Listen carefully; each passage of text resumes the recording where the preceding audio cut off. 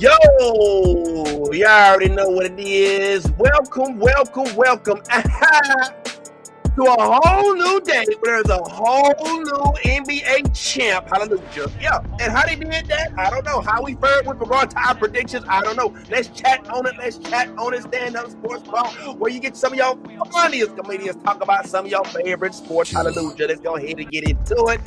Today we joined by none other than obviously we got Black Rizzle in his eye. We got your boy the real Miss Taylor. That's me. We also got the homie Solo. Maybe even a few more on the way. And we may or may not have a special guest up in this bit, so let's go ahead and get into it. But we definitely want to talk about what's going on with these Thunders, as it appears they have successfully got themselves a chip out of this whole situation. No, Solo, it was not LA, sorry. And no, Bopia was not in 6 games, sorry. It actually happened in our whole segment. We gonna chat on that. Hallelujah. Don't go too far. And there's some trades going on. If you was a whole baseball fan like me, did you see what happened in that Dodgers versus Padres series? Did you see Shohei show his first pitch? Did you see them actually throw pitches at him? This is crazy. It's going a whole different way. But I digress. Let's go ahead and get into the show, baby, because there's a whole lot to talk about. It's the Stand Up Sports Ball.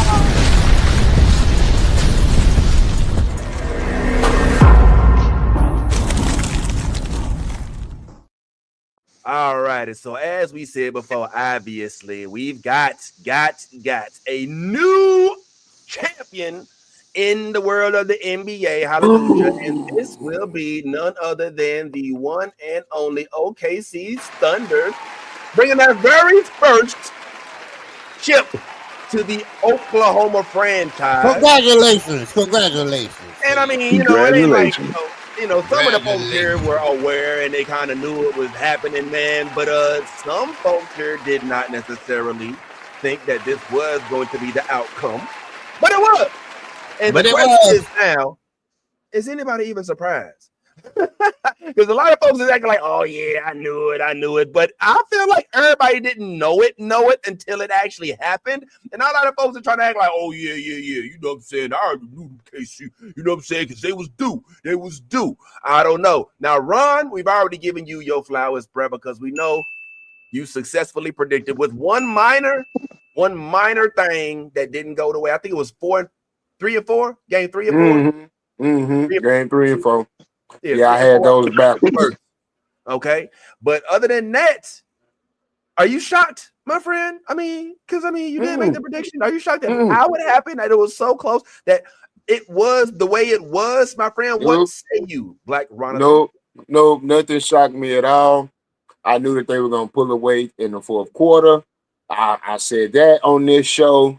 I did not expect Tyrese Halliburton to suffer such a what could be career-ending injury live on national TV. It's like they had the camera zoomed in on that man's calf muscle. That part was the only part that was surprising. I knew that the league was going to get as much juice out of this lemon as they possibly could, given the fact that they tried so hard to go away from the fact that the league was scripted and allow these boys to play. Quite frankly, Oklahoma was ranked number 1. The best team won, dog. The best team won. And that hasn't happened in a long time.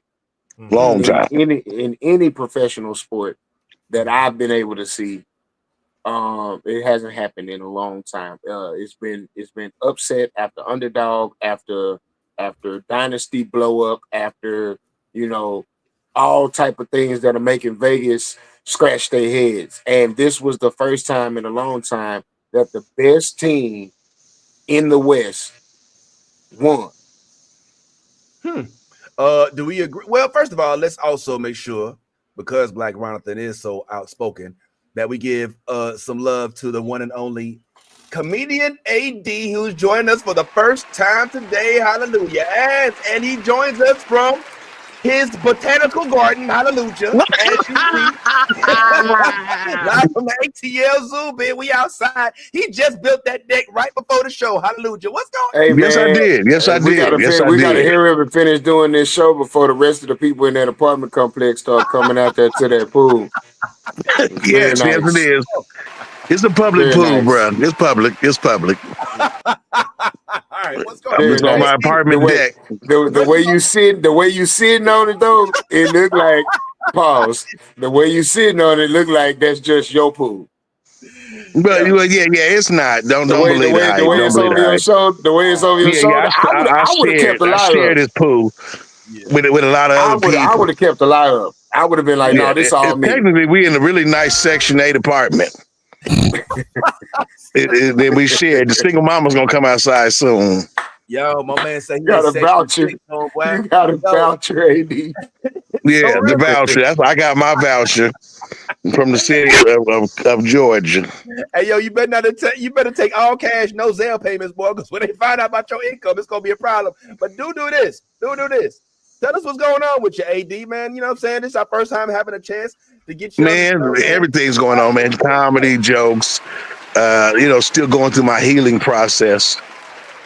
If you didn't know, I'm like the only comic that had a complete heart transplant. So I still go through the healing process.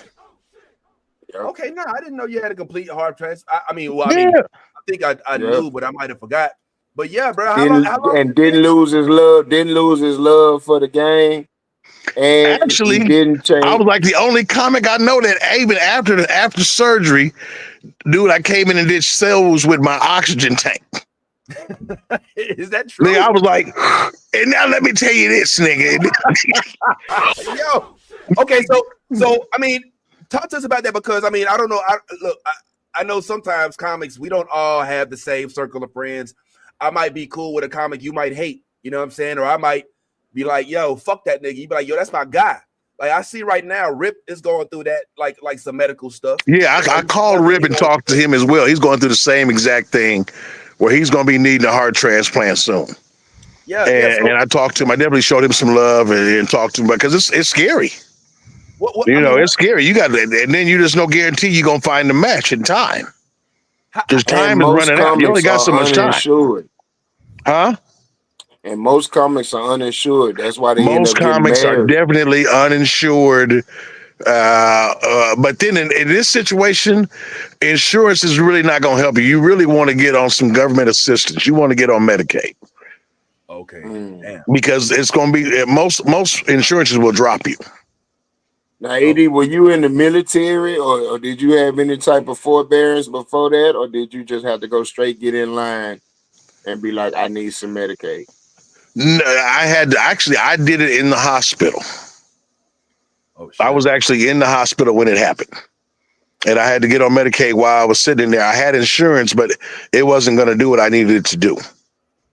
Because when you're talking a heart transplant, you're talking millions of dollars, bro. I literally lived in the hospital for almost damn near a year off and on. So were it not for Obamacare, we might not even be talking to you today.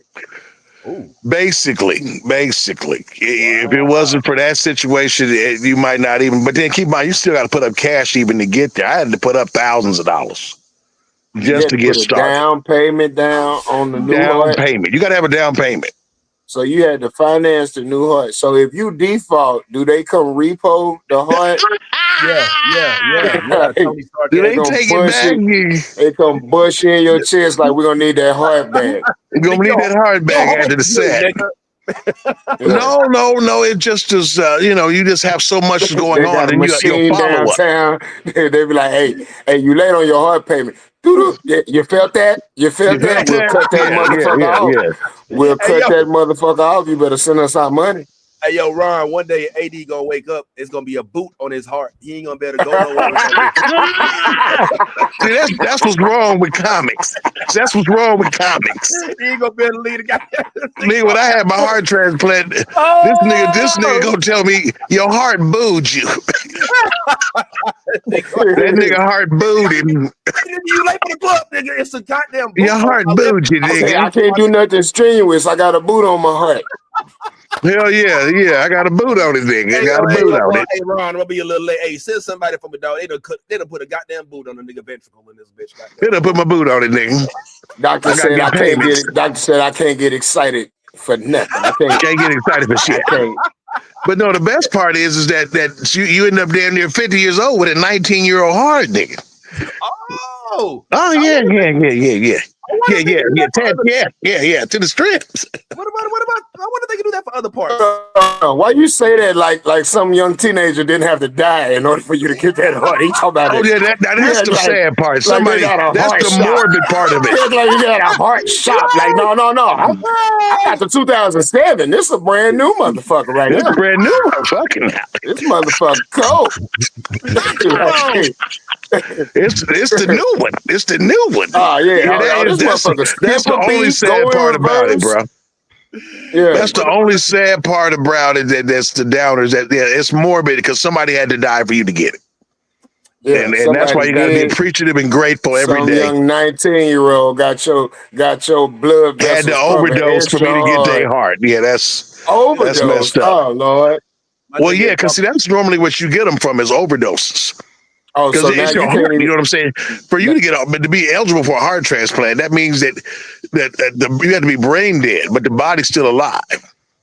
So you can't take no Viagra. You can't get no Viagra, no honey pack in your system at all. Well, actually, you don't need none. Is your heart's like 19? The blood is flowing. Oh, bro, you walk true around life.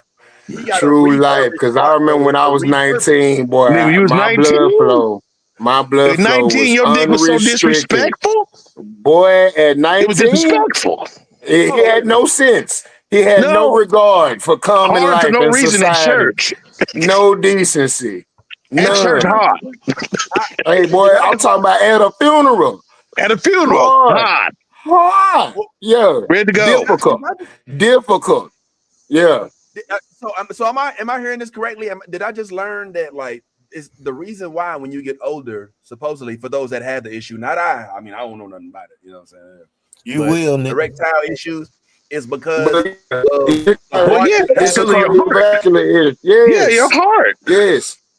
Okay, your so let me give you the blood is not flowing. Hold on, let me get this man a little bit of knowledge. Educate him. They were developing a heart medication. That's right. For blood I'm aware of this. Heart patients that had restricted blood vessels. So they were coming up with a what they call a vasodilator, which means vaso meaning vein, dilate means open up. It will open up your veins and allow more blood to flow through your body, right? In doing so, they inadvertently caused humongous erections in their male patients that would persist for hours. This is how they created Viagra on accident. By accident.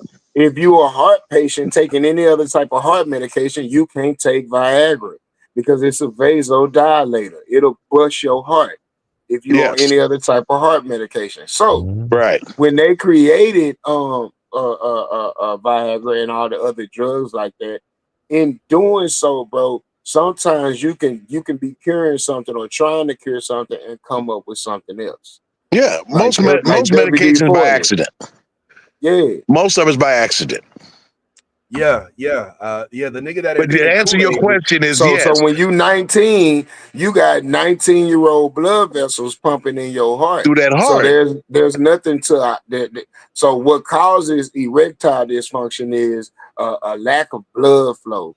Yeah, from your heart, lower extremities. Yeah, this is why old men, while they having sex, can have a heart attack. Because the amount of blood flow that's down in your lower extremities is causing your heart to pump overtime to keep everything engorged, which can cause an arrhythmia, aka a heart attack. Thank you, Dr. Dick. Yes, thank you. Yes, he know what he's talking about. That's why they call that the widowmaker. That's right. That's right. That's how Miss Seeley daddy died. That's how he died. I'm on top of him. Is this true? So that's why I encourage black men to always eat right and exercise for your heart. If you want to keep your meat right, you got to keep your heart and your lungs right. That's right. And hold on. Yeah. And do cardio. Everybody, this is How Solo long Young. Cardio. Most people cardio. don't Does cardio? All right. You know what? know who I am. You got to do cardio. A lot of Cardio. for most adults, sex is the only cardio exercise they get. That they get. Even if you're in the gym lifting, everything don't matter at all. You need to be cardio. Unless you got high blood good pressure, walk is the best your heart exercise don't in the beat world for your 100 body. times a minute. Unless you got high blood pressure, your heart don't beat 100 times a minute. So cardio is to get your body to get your heart to beat 2 beats per second for a solid minute for 20 minutes. That's 120 beats per minute for 20 minutes straight. Anything less than that is not cardio. Yeah. So AD, with all due respect, without getting too personal, and I don't really want to know this, but from the sound of it, you went into open heart surgery and woke up with a new fresh heart and a hard dick. Is this the way? Yes. And how long? Can't use it for 6 months because you don't want to break them stitches. I made it before 6 months. I made it. I couldn't wait no longer. I couldn't make This it. nigga almost killed himself. Doctor told his ass 6 months. This is how bad it is. True story. I get out the hospital. My boy Shula King comes to see me. Okay. The funeral director came and visited the funeral director came to see me. We laughing and giggling. He wasn't coming to see you. He made me laugh so hard. Check. I bust my stitches, and he had to look at me and say, "Do you know that you are squirting blood from your chest?" He did that on purpose. He was trying to get a new customer. He tried to get some money out of me. Shula did like this. He was like, "Oh no!" He really looked at me like, "Is that supposed to be doing that?" Shula said, "I know where to get him on out of there." It was definitely different. So AD, the doctor, hey man, so listen, they take a device and they cut your sternum open. That's your breast, that's the bone that hinges your ribs together. Yes, they crack that and then they spread your ribs apart. And then they snatch your heart out like you're on Indiana Jones. And then they put the new heart in there. They literally take your heart out and put it to the side, and you were living off of a machine until they can get the new heart in. Now, when it happened to me, my jet the jet that was bringing me my heart happened to have a problem, and so it was coming in a little late. Yeah, your jet was on Spirit Airlines. They had this nigga on limbo. On Frontier. So literally, I was on limbo. They really, Gatorade through this nigga for 45 minutes. While the heart jet off the jet bridge. So let me ask they had to get it off the jet bridge, get it from Hartsville, Georgia, to me. Let me blue Gatorade. So then they hook the heart up. They hook all the ventricles up, the aorta and everything. They hook him back up. They thump the heart 2 times to get the heartbeat started back up, right? Then they let go of the clamps and let the blood flow through the heart. Then they got to monitor this nigga with his chest wide open to make sure that all the seals is holding. Like went to Home Depot and got new plumbing done. Then they close his fucking ribs back up and sew his fucking chest together. And then the doctor say for 6 months, don't do shit because your bones got to grow back together and your ribs got to fuse back together. And this nigga went and got some coochie anyway. Yes. This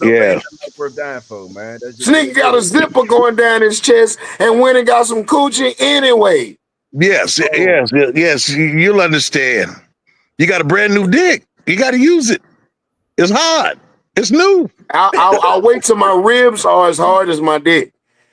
Hey, it was close. It was close. It was close. Let's but here's the real sad part is sitting here with his guts about to fall out. After all of that, they send you home. After all that surgery, dude, they send you home in damn near 48 hours. Oh, Nick, what? Yes, they get you out of that hospital. They give you some ice packs. They send you to the house, and then you sit in. I sat in the house for a year, and then COVID hit. I didn't leave my house for almost 3 years. 80, why did you end up having to? I mean, what was the incident that led up to you knowing you had to have a new heart? You To be almost right died. out honest with you, we never found out what was wrong with my heart. I had never had a heart problem. I never had high blood pressure. I'd always worked out, played football, hustled. I had never been sick. I just got a cough one day. That was it. I know what the problem was. I know what the problem was. He was over 300 pounds. No. At the time, no, sir. I didn't get that till after I had surgery. I was actually a thin dude. You see that picture? How pretty it is. I was a little bitty guy. AD, I've been knowing you for a while. Yeah, that was surgery. You was fat before you got sick, my nigga. No. That was after this. That was the surgery. That was afterwards. Yeah. That was surgery. When I met you in your 3-piece suit. What we not finna do? Yes. I had a 3-piece suit. You had a 3-piece chicken. No. Yeah. Before you had the dread, just the 3-piece suit with the cowboy boots on. Yes. Looking like you about to have church. We was at Uptown. We went at Uptown. We was at Kiana and Zoo's spot. Way up in Lawrenceville. You're right. We was in Lawrenceville, Georgia. Right. You goddamn right we was. Because I was in Lawrenceville, Georgia. You goddamn right. You right as hell. And you had a whole bunch of rings on and a bracelet and some blue tinted glasses. I remember.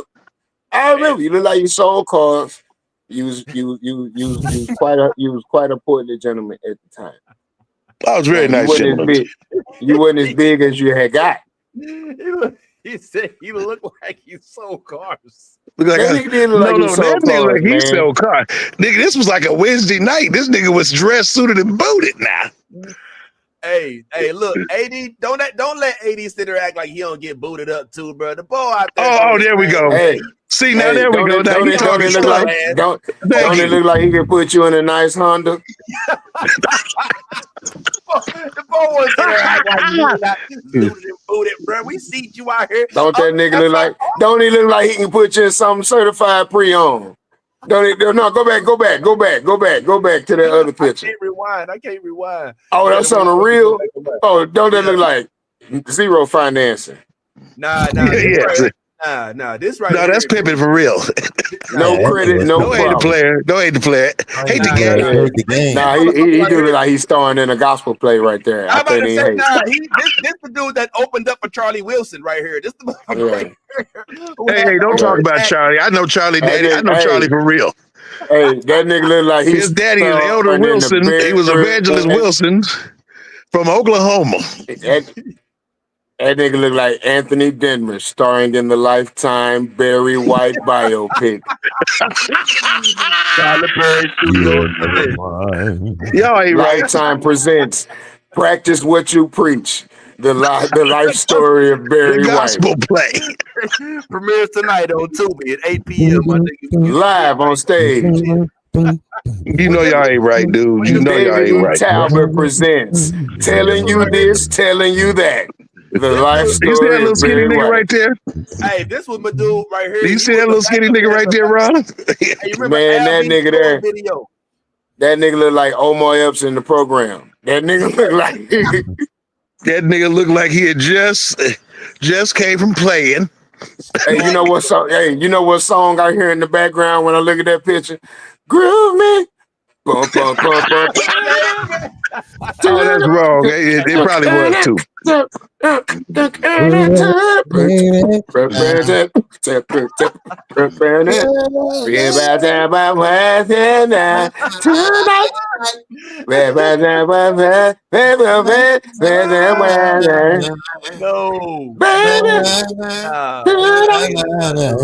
I can't let y'all do that to my dog. Like y'all wrong.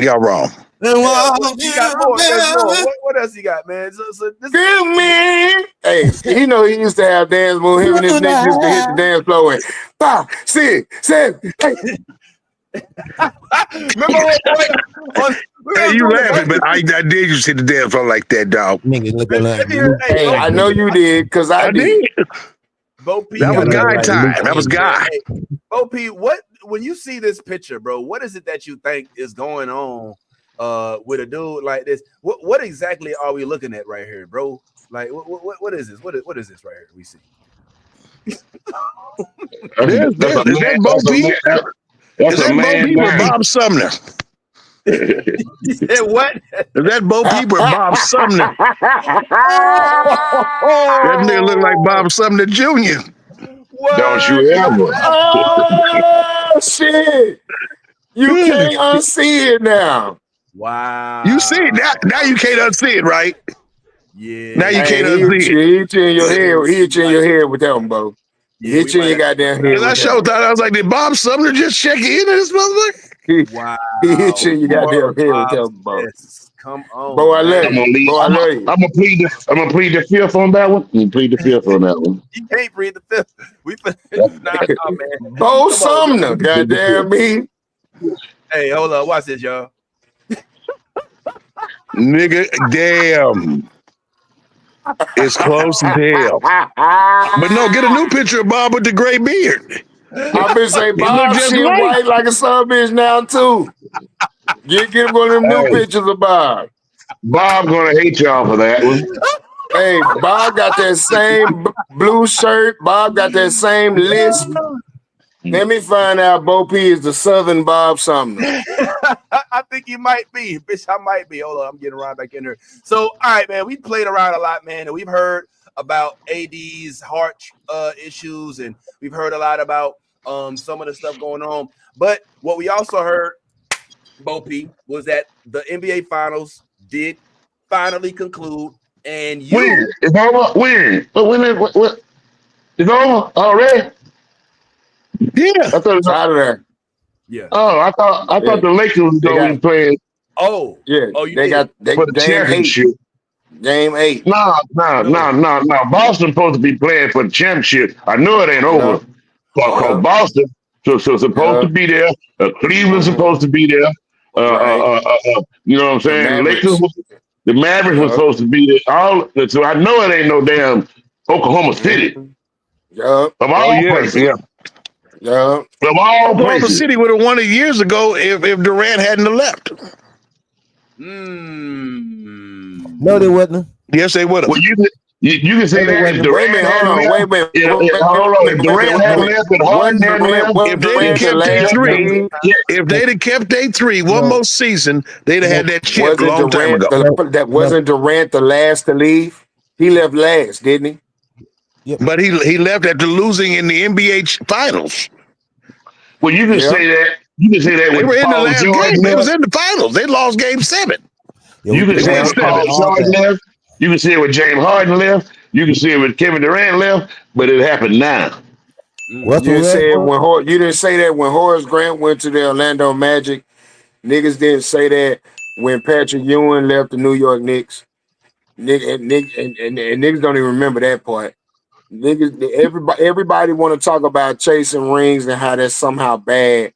Like LeBron James didn't change and play for 3 teams 4 different times. Yeah, but he also killed the NBA. He killed the NBA. Let's act like he didn't kill the NBA with that. He killed it. You can't even be faithful to your team or a player nowadays. Look how many teams this man has been on. He's got over 76 jerseys now. He wasn't the first nigga to do that shit. That's not a no, but it never happened until LeBron. Let's not forget. Never happened until LeBron. Bullshit. Name any time in the NBA a champion wins the championship and leaves his team. Shaquille O'Neal, he left. He left too. No, he didn't leave. He got forced out. No, he got beat in the finals and tore his ass to LA. Yeah. And he got one with the Heat too, right? Yeah. So the Heat. No, before that, in '95, he lost the motherfucking finals. Yeah, but no. But the Magic gave him up. He didn't leave because he wanted to. They gave him a deal. Oh yes, he left because he wanted to. He left because he fucking wanted to. As a dude who was in Orlando area, Penny was hurt. Penny was hurt. He left because he fucking wanted to. Yes, 100%. It was money. It wasn't just money. He wanted. Of course, he wanted the money. He was chasing a ring. He said so in another interview. It was just about the money. No, it was not about the money because Shaq never spent one of his NBA checks. It's always about the money, sir. Well, no. No, go back. Shaq never spent one of his checks that he made while he was in the league. Go while back. he was in the If you league. go back to his own interview, he said it was about Orlando couldn't match what LA a offered. ring. He was They couldn't chasing match it. a No, they couldn't ring, match. bro. He was destined to get a ring anyway. Well, he I probably don't would have think had so. I think he was destined because of if I get He knew he couldn't get past Mike in the East. Yeah, and he had tried. All right, let's look at this. Let's look at this. Let's look at this. In the era of the time. Let's look at this. Let's look at this. All right. Go ahead, Bobby. Oh no, he said let him finish his statement. All right, my statement is this. I was agreeing with Ron because the fact of the matter is when Shaquille O'Neal was making his decision, of course he's going to get paid because he was doing this thing with Jerry. He knew he was going to get paid, but he knew he wanted out. He said it. He said once Penny went down, he said it in his interview. He said I had to get up out of there. I had to get up out of there. And he said it in his interview. So I don't think it's not Penny going down, it's Penny existing. Remember, they had dueling shoe deals at the same time as well. No, right. He went and got Penny. He went and requested Penny. He requested Penny. He did. He definitely requested Penny. He wanted Penny, but then Penny started becoming real big. All right. And Penny was a Nike dude. Shaq was a Reebok dude. All right. Let's remember this. Penny started getting them commercials where he had Chris Rock in them, and they were starting to decide. And I remember there was and Shaq was doing movies. Shaq shot 2 movies at Disney World and dropped that rap album, nigga. That's why he went to LA. He went to LA so he could shoot more movies. About being a big movie star. But he was also chasing a fucking ring. Agreed. But I also think that a lot of folks don't know the inside baseball because that's also when he met Shawnee, the founder of Basketball Wives, and had a bunch of kids right here in the Orlando area and may not necessarily want to stay right here, even though he still has property here. I just think that Shaq was more than motivated by just money. Culturally, I think that the Magic were a young and very clean image type team, the LA bad boy type thing. And this is the Kobe era too. You got to remember, like, this is Shaq and Kobe. It wasn't. No, it wasn't. Kobe hadn't even been drafted yet. Kobe was in the 10th grade. Kobe was in the 10th grade. Nigga, real talk. He ain't lying because I don't know where you at. I'm trying to figure out what's going on. Kobe was in the 10th grade. And you talking about a young O'Neal. Shaq was in LA. Shaq was in LA for a whole year before Kobe got drafted. But yeah. Okay, well, I wasn't trying to say that. Kobe got drafted in 97. Kobe got drafted in 97 and rode the bench until 99. Yep. Okay, well, listen, at the end of the day, me might be back, NBA, my thing. But I know that it wasn't just about money. Shaq was not necessarily, I feel like, feeling the Orlando vibe, especially after they lost that championship, because a lot of people say Nick Anderson should have made them 4 free throws. But I digress. At the end of the day, who did win was this Thunder. And I think nobody here is surprised. It sounds like AD thought that it was going to be maybe a little bit of a different outcome. Am I right? Or did you expect? No. I thought it was going to be the Thunder. Now, they were the best team all year. Okay. Had the best record all year. Okay. They technically had the best record last year. Okay. Yeah, they did. What do y'all think about, like, the injury? My man is down forever now. Halliburton, Jason. Could be. These things. What do they do with this now? And you know what I'm saying? Like, how do they move forward with Tyrese handling this? Will he be able to help him next year? Achilles can be life-changing, career-ending things. Does he come back from this at all? Yeah. People use KD and his comeback as the bar now. Yeah. But that being said, KD was never the point guard. They never ran the majority of the offense through KD. KD was never an explosive, quick first step, push off of the right leg kind of guy, while also being the primary ball handler for his team's offense, such as with Tyrese Halliburton. If he comes back, he's not. I don't think he's going to be the same player. So he's not going to have to rely on the other things in his game. That being said, the road to recovery by itself is going to be such an uphill battle. that you can only wish the best for, and would return to NBA start level caliber. I doubt that he'll be back within a year. If he comes back, he'll be coming off the bench, and he might be reduced to a role player. That's just the real statistics. Now, everybody can hope and wish for a miracle, and yeah, he can go home and eat his Wheaties and drink Gatorade and pray real hard, and he can wake up in 6 weeks brand new, 100% right back to being the guy he was. Yes, that can happen, but statistically, no, it's gonna take longer than that. Oh yeah. Well, usually the lighter guys, not the ones who don't weigh so much, they come back quicker than heavier guys. And he gonna come back, but I doubt he'll be the same player. He's not a high jumper anyway. He's a jump shot. He's almost flat footed, so he can come back and shoot the ball. But I don't think he'll be able to play at a top level all game. He may like Ron said, he may be coming off the bench a lot more. Okay. And also, let me add this here. Jason Tatum is on the other side of that picture I'm looking at. Yeah. What do y'all think of his recovery? Do y'all think he gonna come back the same? These doctors, they got some good doctors out there now. They're gonna be able to come back, but every time you think about touching the top of that backboard, now it's gonna be in your mind. You're not gonna play like that anymore. right.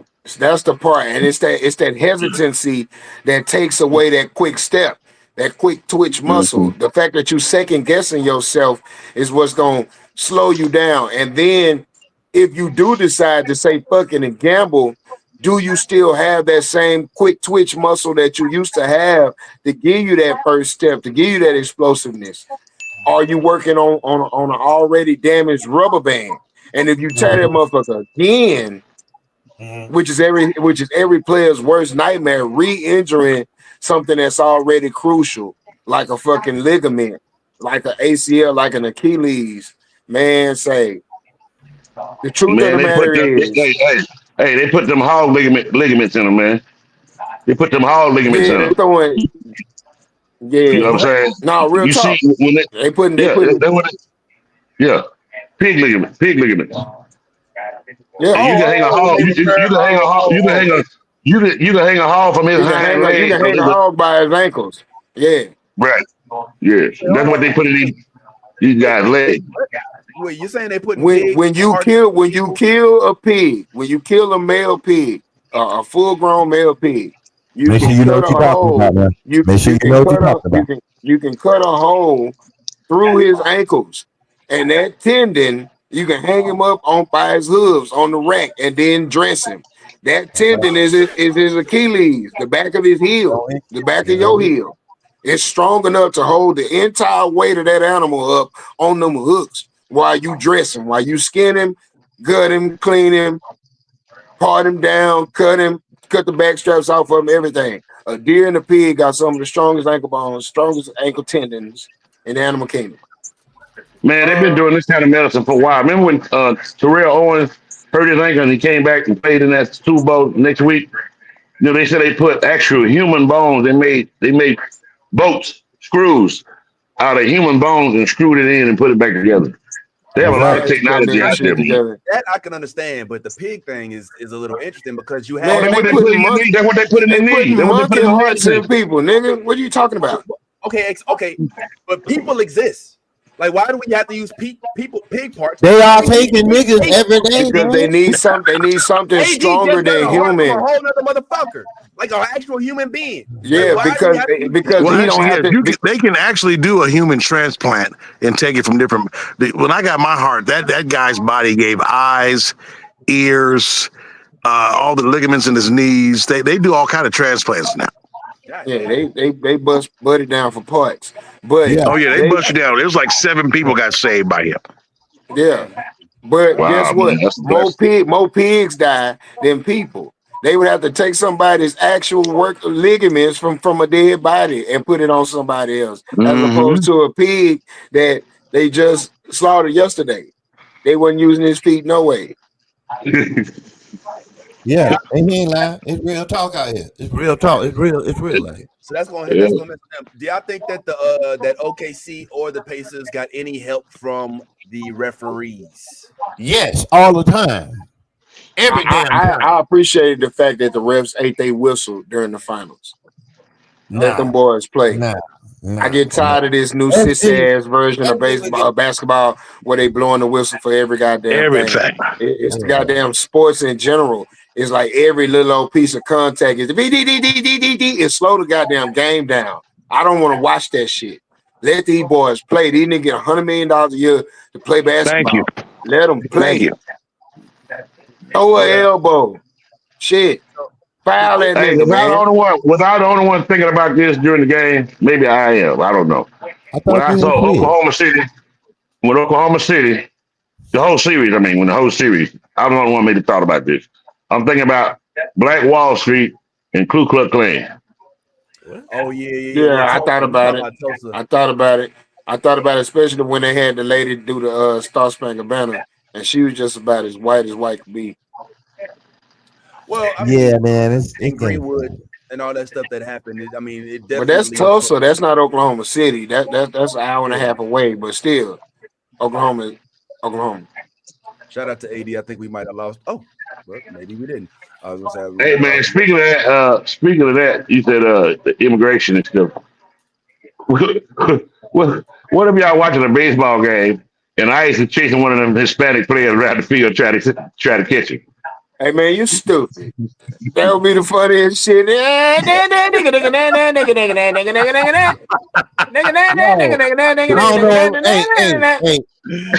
Hold up, Black Ron. I want to ask the question. Black Ron just did something. Do anyone in this motherfucker other than me and Black Ron know where that sound? Benny Hill, nigga. Benny Hill. Benny Hill. What? Yeah, that's Benny Hill. Yeah, Benny Hill. Benny Hill. Benny Hill. Benny Hill was the televangelist. Benny Hill was the. Did you know that when Benny Hill died, they found over $10 million in residual checks in his apartment. He never opened. You bullshit. That sound like tabloid shit. No, he had that kind of bread. Pull it up. He was old by then too.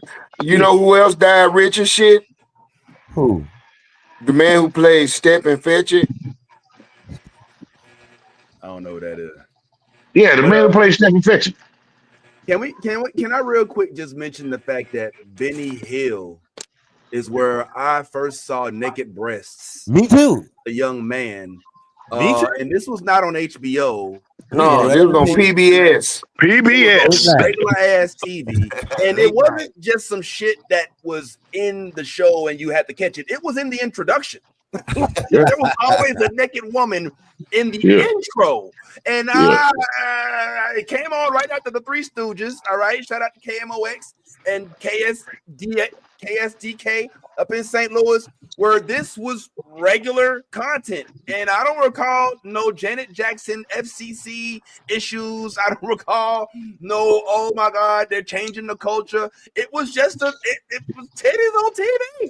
Hey man, fuck all them titties. I'm talking about a black man that was successful, all right? I'm talking about Lincoln Perry, aka Step and Fetch It. His full name was Lincoln Theodore Monroe Andrew Perry, the first black actor to become a millionaire.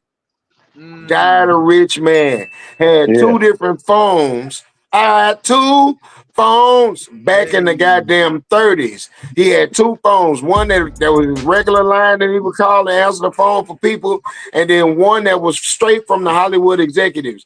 When that phone would ring, he would answer that phone in character. Yes. And he would pick that phone up. Yeah, the boss. I can come down there and do that for you. Didn't he start off with the circus too? Yeah, he was a vaudevillian. He was. He traveled. He made so much money traveling. He was making more money than the president. That's right. Lincoln Perry. Yeah, before Tyler Perry, there was Lincoln Perry. Yeah. Lincoln Perry didn't wear no dresses, but he down there close. Yeah, he never wore a dress. Never wore a dress, but Never he wore a did dress. regret. But He yeah, did but he die did full have of to. He had to regret play. because He had to play his role though. yeah, he played the role of Of the dumb Negro, the Sambo. the He Sambo played role. Yes. so because of that, he got a lot of criticism, A lot of flack. especially from like Uppity Malcolm broke X, niggas. the Boule, the Nation of Islam, a lot of black people that were reaching for NAACP. progress Yeah. at the time. NAACP, they all were talking down on him, saying that he was denigrating black people by playing the Yeah, he was. roles and doing the movies that he did. So he died in obscurity. He's basically canceled by black culture. So he died alone. You know what I'm Alone saying? by himself. This is an Rich as interesting fuck. topic. Yeah, they called him a coon. He was cooning. You know, He was coons got cooning. big eyes. They Well, got big eyes. Yeah. So anytime you got niggas play a role, they want you to coon. You got to buck your eyes. You ever notice that? Professional Black people coon. got to buck your You know eyes. what I'm saying? well, Yeah, I that's mean, why I There's didn't a lot of smile coons in today. my headshots and shit Yeah. for the first 10 years. Stop well, cooning. That's all I'm trying to say. but here's the thing. Here's the Cooning. thing. All right, just to Stop kind of cooning. go because this is the stand-up sports bar. Hallelujah. So we do definitely. Hallelujah. And so in the realm of stand-up, we do deal with that still today. There's folks like Wayne Brady, right? Who folks are gonna call a coon until the day he dies. And I frankly don't agree. I disagree. I think that there's a difference between not being hood and not being black.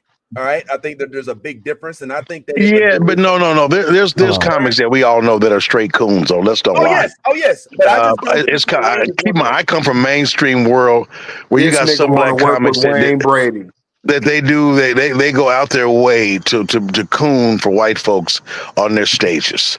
You make dumb jokes that pertaining to your skin color and black the whole time. It's your whole set. Well, name one, AB. Self-deprecating. I Okay, name one. one. Let's say Sam Wayne Adams Brady. from my hometown, very traveling comic, cruise ship comic. Also, I he's was just basically a about coon. to say cruise ship comedians. He Not damn all near of them. apologized for being Damn, black bitch. on You stage. gonna take that? I'm sorry, as a Negro. I'm sorry.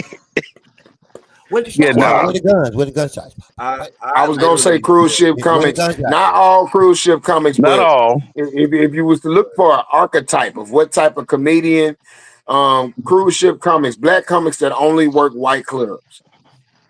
Well, can I say this? I can't Maybe say Wayne that Brady. either. I don't remember seeing Wayne Brady as a coon. I He's just not thought maybe cool. his material it wasn't black. You know, wasn't black. We didn't take it well as being funny. But I didn't ever think he was a coon. I just thought he just I never said he was a coon. I didn't think he was a coon. I don't think he Right. wasn't calling Wayne Brady a coon. I just brought up Wayne Brady because he's often looked at in through those lenses. I meant Wayne Brady. I forget.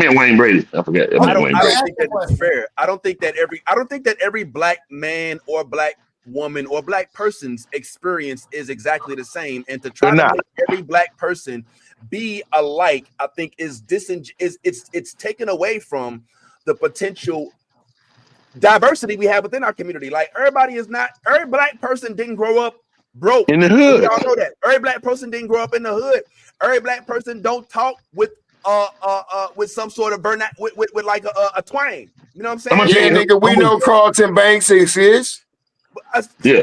But So I'm gonna tell you, when those people when they start, and he really is Carlton Banks, though, in real life.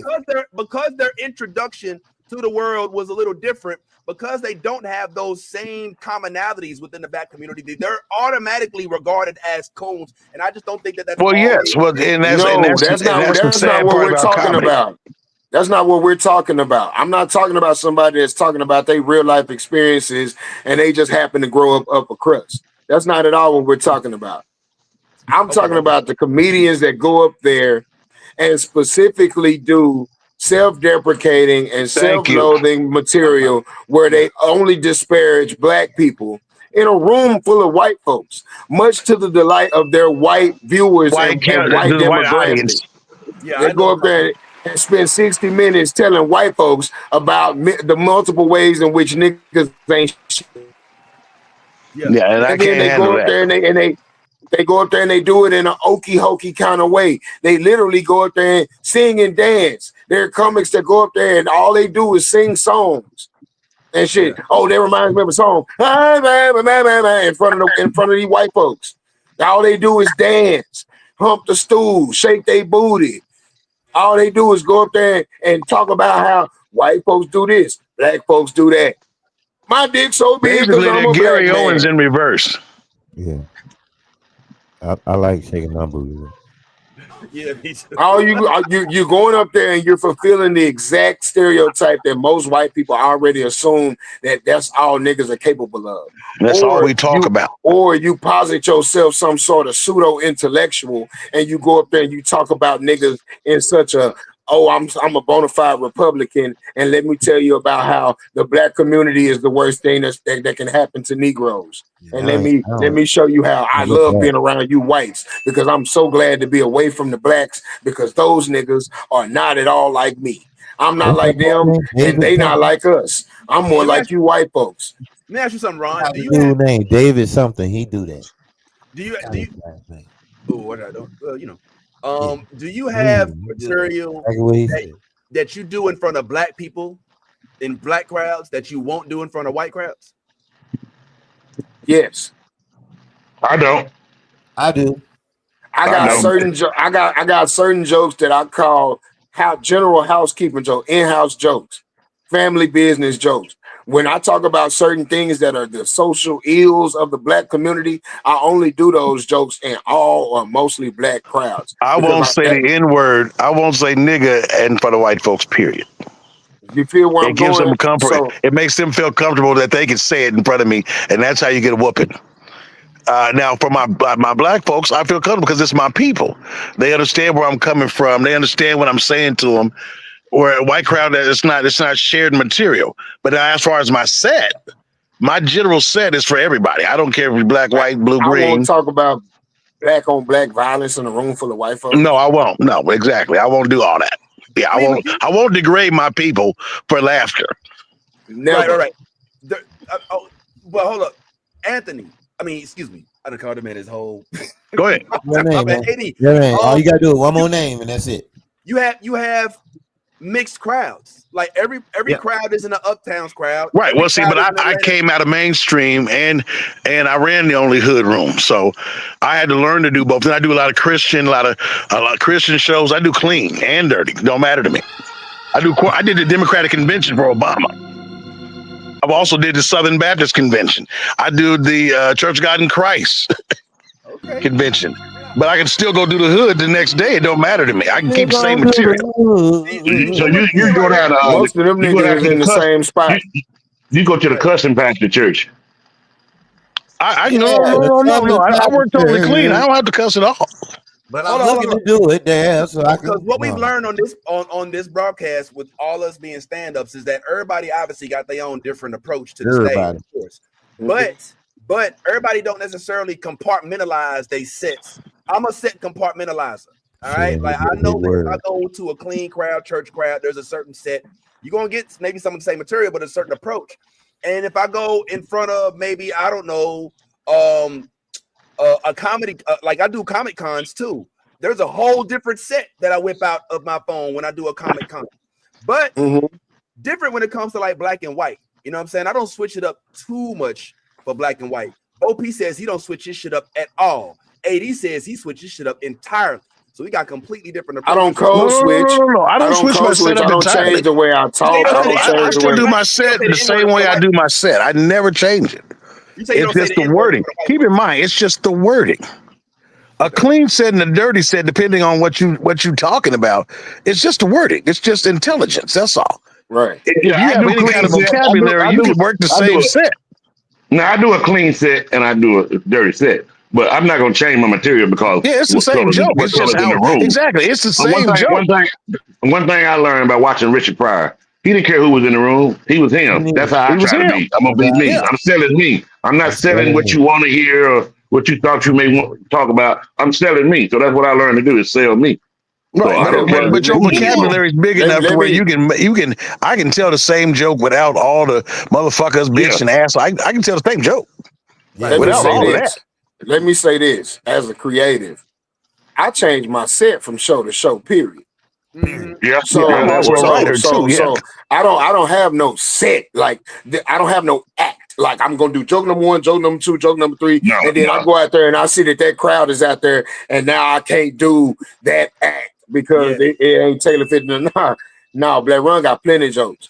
So I go out there and I look at the crowd and I see, okay, well, which jokes out of the anthology that lives in my head best fit this audience? If I look out there and I see more white faces or more female faces or more male faces or more elderly faces or you know, more adults, so you know what I'm saying? There's certain jokes that don't fit the room. I'm gonna read the room. And if you're doing an older crowd, you can keep all the hip hop jokes at home. Oh yeah, you feel what I'm saying? When you come and play my room here in Georgia, they'll tell you everybody in that room is 45, 50 and up. You go in that room and you see all these women and they titties is covered up. You can leave the 6 or red jokes out your act. The Glorilla shit ain't gonna fit. That's not them. And don't call them bees on every word.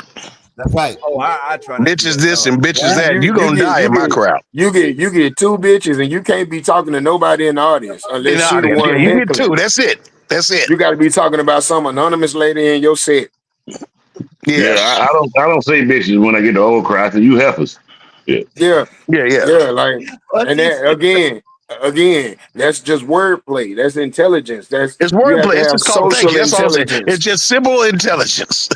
Don't insult your. Don't oxymoron. Simple intelligence. I see simple what you did intelligence. Right there. Yeah, I don't call them cougars on top of it. I don't call them cougars either. I call them throw rugs. Yeah, thank you. Yeah, you know, but then a lot of comics take pride in that stupid stuff I see in urban rooms. I walked them out last night. If you had people walk out your show, then you weren't entertaining. First of all, if you walked them out of a bar and grill, that's not a flex. That's not a flex. You walked them out of a bar and grill. Unless you Paul Mooney or DC Curry.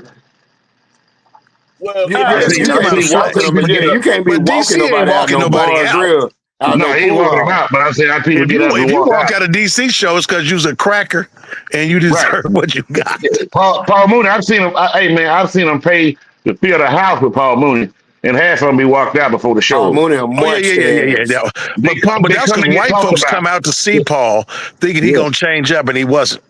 I think people showed up to Paul to be offended. Right. Like there's certain white comics that I've seen some of their shit online, and I was very offended. I would be a dumbass to go see them live. I know they're gonna. But white people do that though. They don't mind coming out to see Paul. Paul would have all white audiences. Trust me. He was sold out. I used to book him. I know for a fact. He have all white audiences. Show up to get pissed off. Crazy. Show up and get pissed off at his set. Yeah. Thinking he was gonna change it up. He's not gonna change it up. Yeah, you pay good money. That's like people that pay money to go see Kirk Franklin and then get mad because he ain't got no shirt on and he got on them little boots and he dancing all over the stage. What did you gonna do? While you walking out, he's doing another 10, 15 minutes on you. Why you walking out and after you gone? Because guess what? They don't judge nobody on how many people get up and walk out. They judge on how many people walk in. But you do have some comics that think it's a flex that people walked out, and that's not a flex, though. No, it's not a flex. At the end of the day, you're an entertainer. My job is to uplift your day. Right. That's what I'm here to do. I don't set out to alienate nobody. However, your dislike of what I do bears no weight on me doing what I do whatsoever. And if you're that malcontent with what I'm talking about, just get up and walk out. You're not no airplane. You ain't got to announce your departure. You ain't got to make no speech on your way out. You ain't got to tell me how much you don't enjoy what I'm doing. Just get your shit, collect yourself and your people, and get the fuck on. Thank you. When you decide that you want to start obstructing what I'm doing, or you're so disenchanted by what I said that you finna disrupt what the fuck I got going on. Well, now I'm finna tear all the skin off your ass. Now I'm gonna be intentionally disrespectful. Now I'm gonna be intentionally offensive. Have any of you fellas actually worked with Paul Mooney? Yeah, I have. Yes. Yeah. I have No, I never got to work with Paul. four times in my career. I've worked with him and I booked him. Give me some stories. Give me some experience. Man, look, I work with Paul, right? I work with Paul. I've been on BET and everything. I thought, you know, I thought I'm somebody. So I'm working with Paul. So I go up to the bar, speak to her. Hey, Mr. Mooney, I'm both of you. I'm on the show with you tonight. Who are you? Who are you? I said, I'm a comedian. How long you been doing comedy? I said, 5 years. He said, you ain't no comic. You ain't no comic.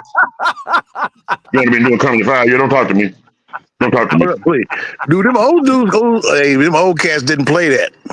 Man, Let them walk in the green room talking and all that. Hey, the OGs used to tell me to lie. After I got off stage, they'd be like, how long you been doing this? I'd be like, a little over a year. Hey, listen. The next nigga to ask you that, say 3 years. Yeah, at least. Damn. God damn. Anyway, give me a story, AD. But Paul? Dude, my best Paul story is, he got a daughter that lives in Denver. Nah, I didn't know that. Yeah, he got a daughter. He got a gang of kids, bro. To be a gay man, he had a gang of kids. Oh shit! I didn't. I'm sorry. Did I drop the bomb? Is he gay? I didn't know he was gay. Yeah, he's gay. You didn't know Wayne Brady was gay neither, huh? Is Wayne Brady gay? Okay. Wayne Brady said he petrosexual. I don't know what that is. Okay. All right. So Wayne say he fucking whoever get in the bed. Well, yeah. All right. Well, he said he'd be first to the puppy party. He said Wayne would get there early. Let me tell you something. right now. Anything inside heterosexual, like, give me that. No such thing as anything out of being a heterosexual is gay. Ain't no bisexual. Ain't no fluids. Ain't no trisexuals. Ain't no fluids. Fluids just means you ain't met the right nigga yet. You gay. Right. He said Wayne would get this early. He had put out the baby oil. All these niggas went around here with these extra words of gay. Wayne was warming up his bottle. Wayne was warming up all the bottles personally with his thighs and his cheeks. Yeah, with his thighs and cheeks. Yeah. No, because I just got a whole bombshell dropped on me. AD, I was unaware. I didn't get the memo. I didn't read the comic. I did not get the magazine. Am I hearing from you that we have confirmed evidence, or at least some sort of? Actually, if you read, Richard Pryor confirmed it. Don't you remember Richard Pryor told him? Go watch Richard Pryor roast. Yeah, go watch the Richard Pryor roast. Is that go read the book? Go watch the Richard Pryor was gay too. Yeah, Richard Pryor was gay. When Paul Mooney got off stage at the Richard Pryor roast, Richard Pryor got up and said, I fucked that faggot. He said, make some noise for Paul. We call him Miss Thing. He's a sissy, but I love him. Hell, Paul was there when I fucked my first faggot. Yeah. Paul will tell you, shit, I was in love with that boy. I only broke up with him because he cut his dick off, and he wrote about that in his fucking memoir. Richard Pryor was gay. He was bisexual. Most niggas that do too much cocaine end up doing some weird shit. Richard Pryor's daughter talks about how they transgendered stepmama. And Paul Mooney supposedly raped Richard's son. Yeah. What the Comedy Hype reported on that. Yeah, he touched his son. Yeah. And when Quincy Jones was talking about that, and then Richard Pryor put a hit out on Paul. Yeah, but touching his son, who is gay. Yeah, Vince, you ain't gonna never be famous because you don't want to get touched. I don't want to get touched. I don't need it. I don't know. But for a nigga that don't want to get touched, you always wearing tight pants and wearing your shirts unbuttoned. You be giving these niggas the wrong idea. You be leading these niggas on. It's okay. Right. Well, actually, he may have been touched. He ain't gonna tell us. Yeah, no, Vince be down there. Ain't gonna tell. There's a lot of niggas walking around Hollywood right now with loose booties. Nigga ain't said shit. Booty hole loose. Yeah, booty hole loose to the motherfucker. Every time that nigga farts, sound like doors opening. Ain't nobody came out and said I was at the Diddy parties getting my fuck on. They making it seem like this man was at the party by himself. This nigga had 1,000 bottles of baby oil. That meant 1,000 people was coming, bro. Ain't nobody. What are you? No, look. I don't know what the fuck. Look, Mark, I don't That know mean what at least 500 people was coming over But twice. you know what? But it ain't came out yet that Diddy was with no man yet. Yes, Yeah, it did. Well, Yes, I it think did. that- Yes, No, it he did. said he was Correct. watching him. No, But ain't none of the dudes said that Diddy fuck me. They all said he just watched. Which Superhead put technically was the Diddy same business thing out Rick there a long James time did ago. for years. Rick James used to do that. Yep. He used to like And to Prince. watch. And Little Richard. And Prince. And Little Richard used to like to watch. Prince liked to watch. Well, liking to watch. And Bo Peep. No, that's still gay, nigga. I don't give a fuck. That's Liking to still gay. watch ain't no liking to watch. That's live porn. Voyeurism. But No, getting that's the nut, gay, nigga. It's gay. It's gay. So you don't You watch don't watch porn. porn. You never watch porn. So you don't watch porn. Oh, yeah, but I'm not gonna get up and kiss the bitch in the mouth after she sucked this nigga dick. That Ain't would nobody said that. We said watching them She just fuck. sucked that nigga dick. See, you the one did some interactive shit. I don't even do nigga Hold on, threesomes. hold on. If we doing a trade on a girl and you look me in my face, I'm gonna have to kill this nigga now. Wait, do you get up and go kiss your TV after watching porn? Hell no, but that's why it ain't the same. So it's not the same, Hold Ron. on. Do you sit there with a bottle of baby oil? Do you sit there with a bottle of baby oil while you're watching porn? Wait, why do you That's feel not the the need same. to That's not the interact same. if you see two people And I fucking? don't use baby oil. I use baby gel.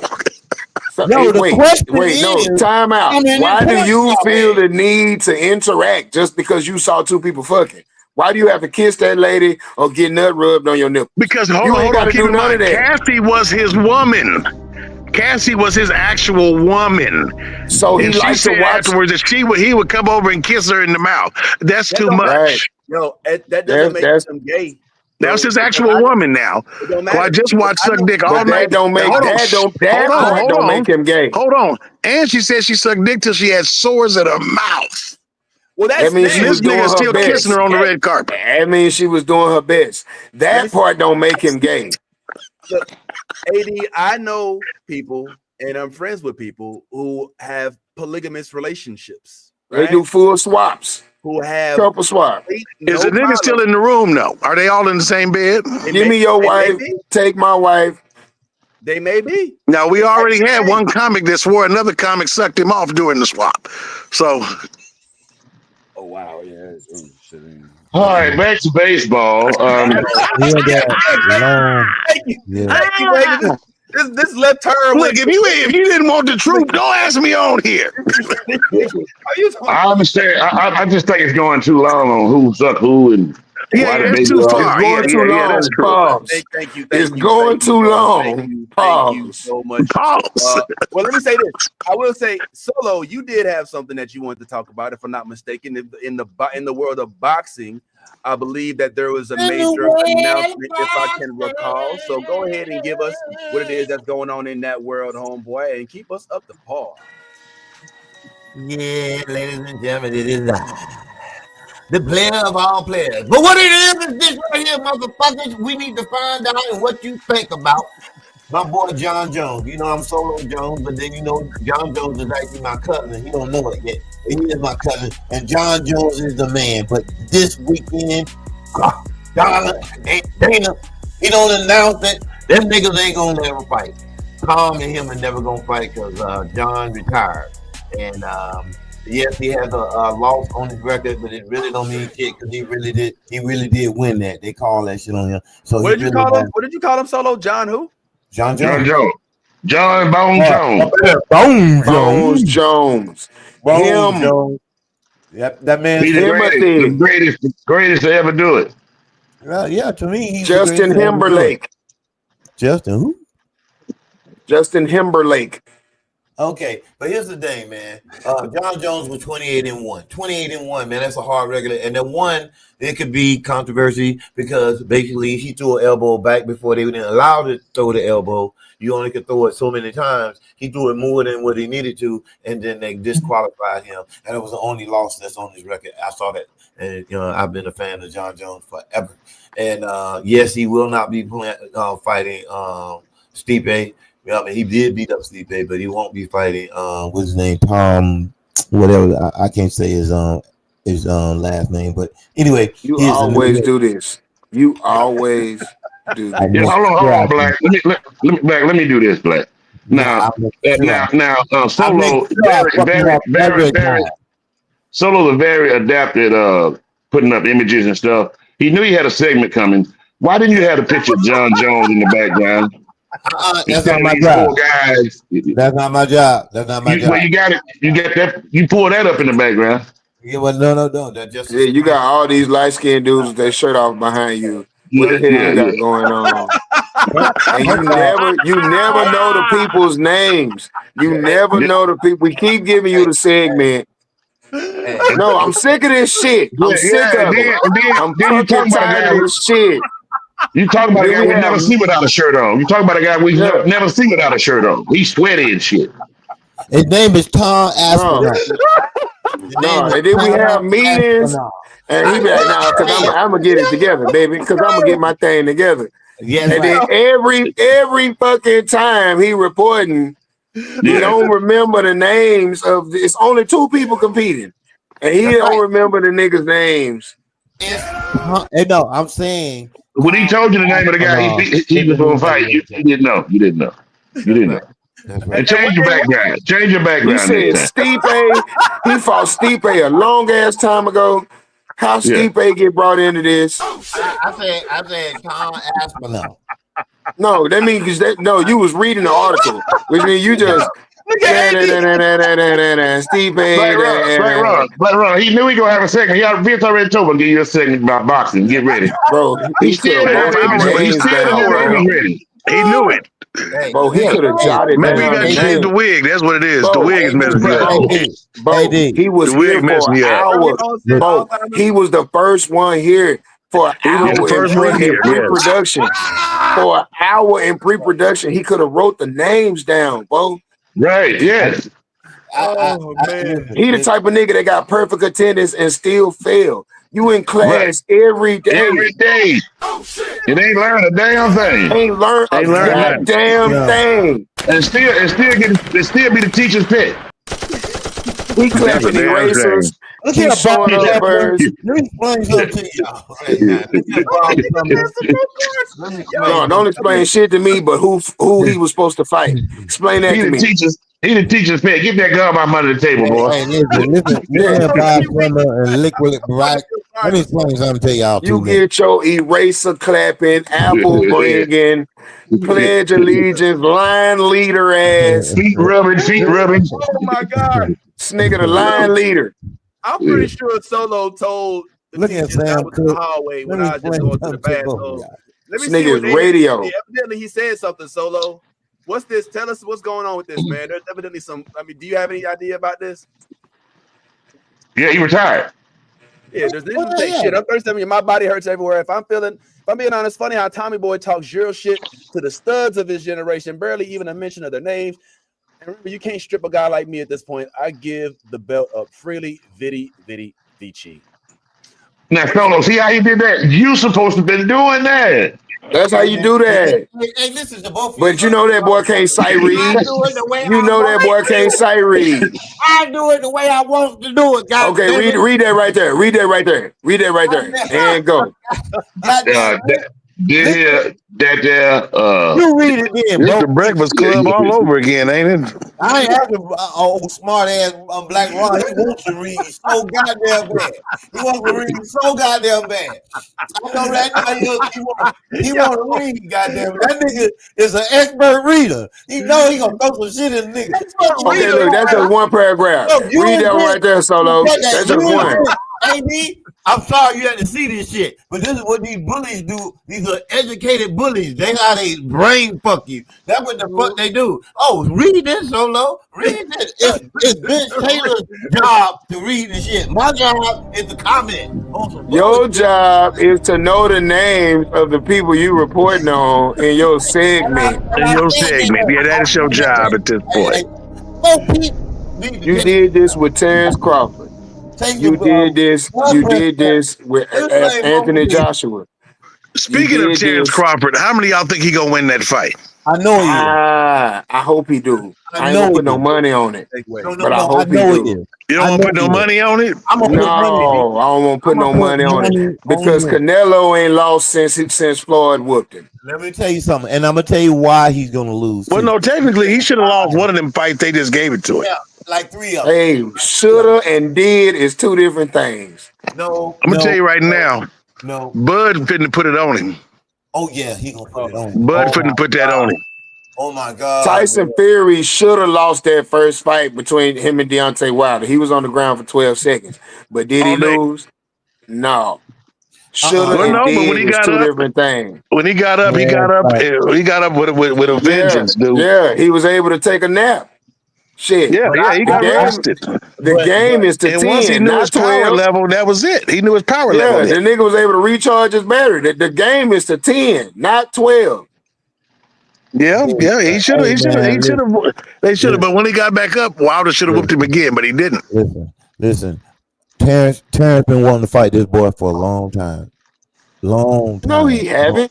Oh yes. No, he haven't. No, hold on. He have not been wanting to fight this boy for no long time. What's a long time? What's a long time? At least 2 Well, he's years. been wanting a money fight for a long time. And he also said it in his He been wanting to fight Canelo Alvarez for 2 years. He said he been wanting, And he finally got him. Hold on. The fight he really wanted was the other fight. Wait. So 2 years ago, he hadn't even fought Errol Spence yet. Yeah, that was the fight he really wanted. So how was he wanting to fight Canelo and he was wanting to fight Errol Spence? Because they asked him the question, they said, how long you been wanting to do this fight? You can look it up, bro. I'm trying to tell you. He said to the guy, he said, I don't give a damn what that nigga said in the interview. That shit don't add up. Okay, well, you need to find it and read it for us. If he's telling you how to Hold on, Black Rob. Let him talk. He's trying to talk. Let him talk. Hold up. You know, I know my boxing. All right. He said it in his interview, this recent interview, which I watched 2 days ago because I watched the whole damn thing. And they interviewed both of them niggas sitting down, and he looked them in the eye. He said, "This how long you been wanting to be at this level to fight somebody like Canelo?" And he said, "I've been wanting to fight Canelo for the last 2 years. I've been thinking to jump because he jumped a whole weight division to get to him.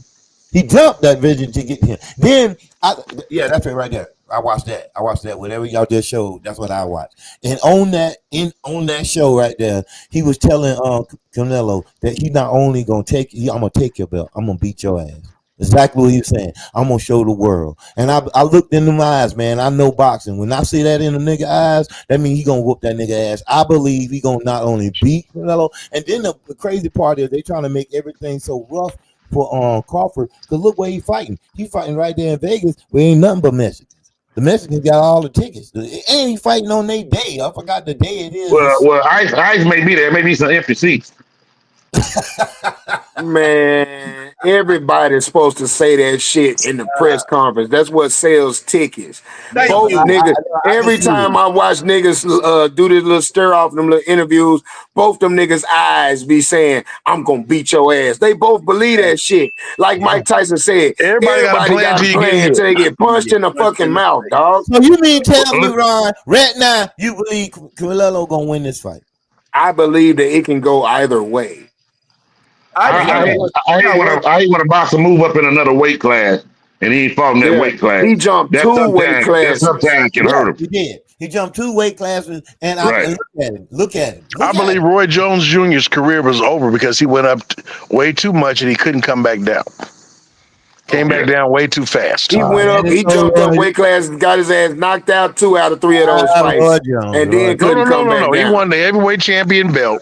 Then he had to drop all the way back down to welterweight, which you couldn't do that. Middleweight. No, he won the heavyweight championship belt. Then he fought Antonio Tarver and got that ass beat twice. Then he fought Glenn Coffey Johnson and got that ass knocked out. Crawford walks around with this weight. Man, come on, stop you gotta it. give it to him. Come on, man. Stop it. Walk around Stop with that it. weight. He said, look, I gained 20 pounds for this fight. He said, but I normally walk around. He said, if I don't work, he said it in an interview. So they say, stop it, bro. Stop it. You believe that you still be as fast as you was? He said, yes. He said, I'm even faster. So why he didn't fight his whole career? He said it right there. He said, if I don't work out, he said it right there. If I don't work out, I get to this weight. But you got if I'm out of shape, you got to work out. If I'm out of shape, I can get that big. Any nigga can get big if he out of shape.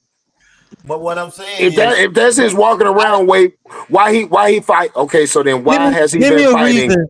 Give me a Why has he solid been fighting reason in why smaller you weight feel like classes this for his whole brother career? gonna lose. Give me a solid reason why you feel like this brother's gonna lose. Give me a solid reason why you I didn't think. say I feel like he gonna lose. First of I didn't say I feel like he gonna lose. What I don't have is okay. blind faith in him just because he a black man and he has a stellar record. I'm not giving him blind faith. I've been following this brother for a long Oh time. no, he ain't getting blind. I've been following Right. too. He's And fighting. let He's me I've say fighting been this. real. following him for a long time. Canelo is a real Yeah. fighter. He's not no punk weak fighter. And It's so a is real fighter. Crawford. So is Crawford, and I believe. I also know that Terrence Crawford started at 125. Okay, but what I'm saying to you, I believe strongly, bro. This brother right here, oh my God, he's tucking everything that he's gonna be the first brother to do this. Secondly, we talking about two people who like to pound, like to beat on people, and Canelo was like, "Is he gonna run?" That's what he told him in Spanish. Are you gonna run? And he told him like this. When they broke it down, he said, "Hell no." He said, "I'm bringing it to you. You gonna see. You gonna see." Okay. I'm gonna let you see. And so what I'm trying to say This is, something I need you. Okay, I hear what you're saying. Two niggas that throw haymakers, and y'all gonna put them in the ring together, and you trying to say, I hear exactly what you're saying, but I understand this. Terrence Crawford has never boxed a nigga that weighs as much as Canelo, who hits as hard and as fast as Canelo Alvarez does. all that's facts. Canelo Alvarez got a head like a motherfucking brick, and he gonna hit it. So it's real hard to knock out a Mexican. First and foremost, it's real hard to knock out a Mexican. I don't follow you. It's real hard to knock out a Mexican. Very hard. You'll break your fucking with any hand. Mexican fighter. You'll break your fucking hand before you knock a Mexican out. That's right. They hit him with two before over there. They practice with two before to the head. Yeah, it's like them motherfuckers got heads made out of cement and cinder block. And it's been proven from who was the boy that fought Pacquiao and broke his fucking hand? Timothy Bradley. Floyd Mayweather broke both his hands fighting them goddamn Mexicans. Terrence Crawford started fighting at 125. He is now going to be moving up to 184. Mm-hmm. That is a 60-pound jump. That's He ain't a never huge fought jump. nobody. He ain't never fought nobody that But big. he was fighting at 155. Okay. Oh, I don't know where you get your fight. But I believe in Bud. He was fighting at 150. He was fighting at 155. He was fighting because he had already been moving up. Hold up. He won title right there. He won the title right there, right? At the 155, 54, I think it was. Right. I said he started at 125. But he only jumped up. Look at it. He only jumping up 30 pounds. And he said right now I walk around 10 pounds away from what required for this doping. And then when he walked into which means right now he walk around out of shape at 174. He got to gain 10 more pounds outside of his out of shape weight just to even make weight. That's nothing. Look at that picture. That's not natural for that man. But look at that picture. Look at that picture right there. Right? Yeah, but that's out of shape. That ain't worked out. No, that's shape. That right. That boy's nice right now. He's nice right now. So I'll follow that dude right there. So I'm trying to say is this will be a knockout type of championship fight, guaranteed. Somebody going to sleep. Bro, that man planned on. He started. He won his first belt at 135. They can go. Hold on. That man won his first belt at 135. He is now trying to fight at 168. That's a 33-pound jump right there in and of itself. The last weight he fought at was 2 weight classes less than this, which was 154. If you telling me that it's just going to be understood that he's going to move up to a now 30-pound weight differential and have the same speed, the same power, the same level of success, and he's never fought anybody this big. He's never fought anybody this big, and he's never fought anybody this good. Okay. I got to check out, guys. I got somebody showed up at my house. I got to check out. All right, y'all. Yo, you all right, man? Somebody showed up at your house? We'll see you, Bob Sumner. All I'm saying, Bob. It's probably a dude that showed up with no shirt on last week. Yeah, I get the faith and the confidence that people have in him. That's what makes fans fans. I'm just talking from a purely analytical point of view. He does not have this shit 100% in the bag. Well, let's put a little money on it. You sound like you like Canelo. You sound like it. I said I'm not betting on I feel you got the spirit of I said Canelo I'm on you. not betting on the fight in either direction because I feel it can go either way. He ain't lying because I think he'll back go get. I think this is a knockout fight. This is what I believe. If this shit go all 12 I don't rounds, think it's gonna be a knockout draw. fight. I'm gonna be honest. It's gonna go to distance, sir. I don't think so because somebody would have to give because you gotta remember Crawford is a Bud's a smarter fighter than that. He's gonna have to.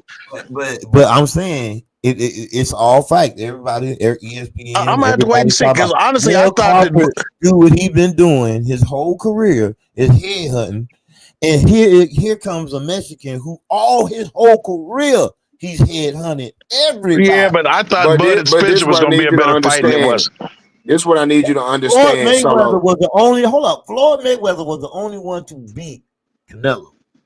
Correct. Solo. And Floyd Mayweather and beat him with ease at damn near 40 years old. He ran the whole entire fight. The whole entire fight, he snapped him and ran. When he gets tired, everybody know Canelo gets tired at the 6. In the 6, he's tired. If he can't. No, that was that Canelo. Listen, this 168 is the heaviest Terrence Crawford has ever boxed at. Canelo once boxed at light heavyweight, dog. He boxed at 190. He didn't box at 190. And look at the fight. He's coming back down. He has to come down to 168. Okay. Terrence Crawford got to bulk up to get to 168. It's not going to be no cakewalk in the park. I ain't going to say it's going to be cakewalk. I say it's going to be a knockout fight, and I'm going with Crawford. That's what I'm saying. You think he got the power to knock Canelo out? I do. Well, okay. Well, all right. All right. I believe he do. You can say whatever. Well, first of all, a knockout has nothing to do with size and power. It's about catching the punch that nobody sees. True. That's all it is. I've seen many and many. He's physically capable of knocking him out. I come from a boxing family. I can tell you, a knockout punch ain't the hardest punch thrown. It's just the one you didn't see. That's all it is. And now, if he's fast enough to catch Canelo, he can knock him out. But the same thing goes vice versa. Yeah, and they're giving Canelo the early rounds. They're trying to say the early rounds going to be. They're giving Canelo the advantage because Canelo used to box at light heavyweight, bro. He done went from he's big. middleweight, He's a bigger super man. middleweight, light heavyweight, bro. Like the odds are. Who got the power to hurt who the most? If he doesn't knock it in the first 6 rounds. I mean, the first round. All I can say is this: who breaking ribs with a body shot? All I can tell you is this, gentlemen. I'm happy the fight's happening. I'll give him the edge because he's much heavier hitter than So what made Terrence Crawford so dangerous all this time is his incredible speed. Which now his speed is going to be called into question because he's having to put on 15 extra pounds than what he's regularly boxed at. They asked him that his response was he said I feel I'm faster. He said I really believe. And that's what the fuck he's supposed to say to sell the fight. But who you know that gained 15 pounds and got faster? Nobody. Hold up, wait a minute. Mike Tyson did. God, no, he didn't get faster. He got slower. No, the fuck he didn't. He got slower. No, he got slower. He threw fewer punches and he got slower. Mike Tyson was his fastest when he boxed light heavyweight when he was in the Junior Olympics. 215, yeah. He went up the pounds. They was like by the time Mike Tyson was boxing at 220, 225, he was much slower. Much slower. I'm talking about 210, 215. He threw way more punches. He was way more active. When Mike Tyson was 195 in the Junior Olympics and shit in the 80s, he was lightning fast. He was, yeah. Yes, he was. I agree. Lightning. But he was fast enough to win the titles and hold on. And all I'm telling you is, don't expect Terrence Crawford to be the same against men that was old as hell. I believe this young man is going to not only don't expect Terrence Crawford to be the same speed that he was against Errol Spence, 15 pounds heavier. Don't expect that going to happen. Yeah, that's not going to happen. Let me tell you something. This is going to be the best fight since collard greens. I promise you, and I promise you. Well, I ain't gonna say that. Oh, I thought Spencer Miller was gonna be a great fight. And hold on. And on top of that, they will be breaking records with this one. They will be breaking records with this one because it'll be the first arena fight in years with 80, 100,000. 168 is the weight to weigh in. You already know once Canelo rehydrate, he gonna be 180. And I'm hoping so. Which means that's a lot of weight. Hey, I'm going with the Terrence Crawford might show up fight night 170 at the most. Canelo might show up 180, 185 fight night, dog.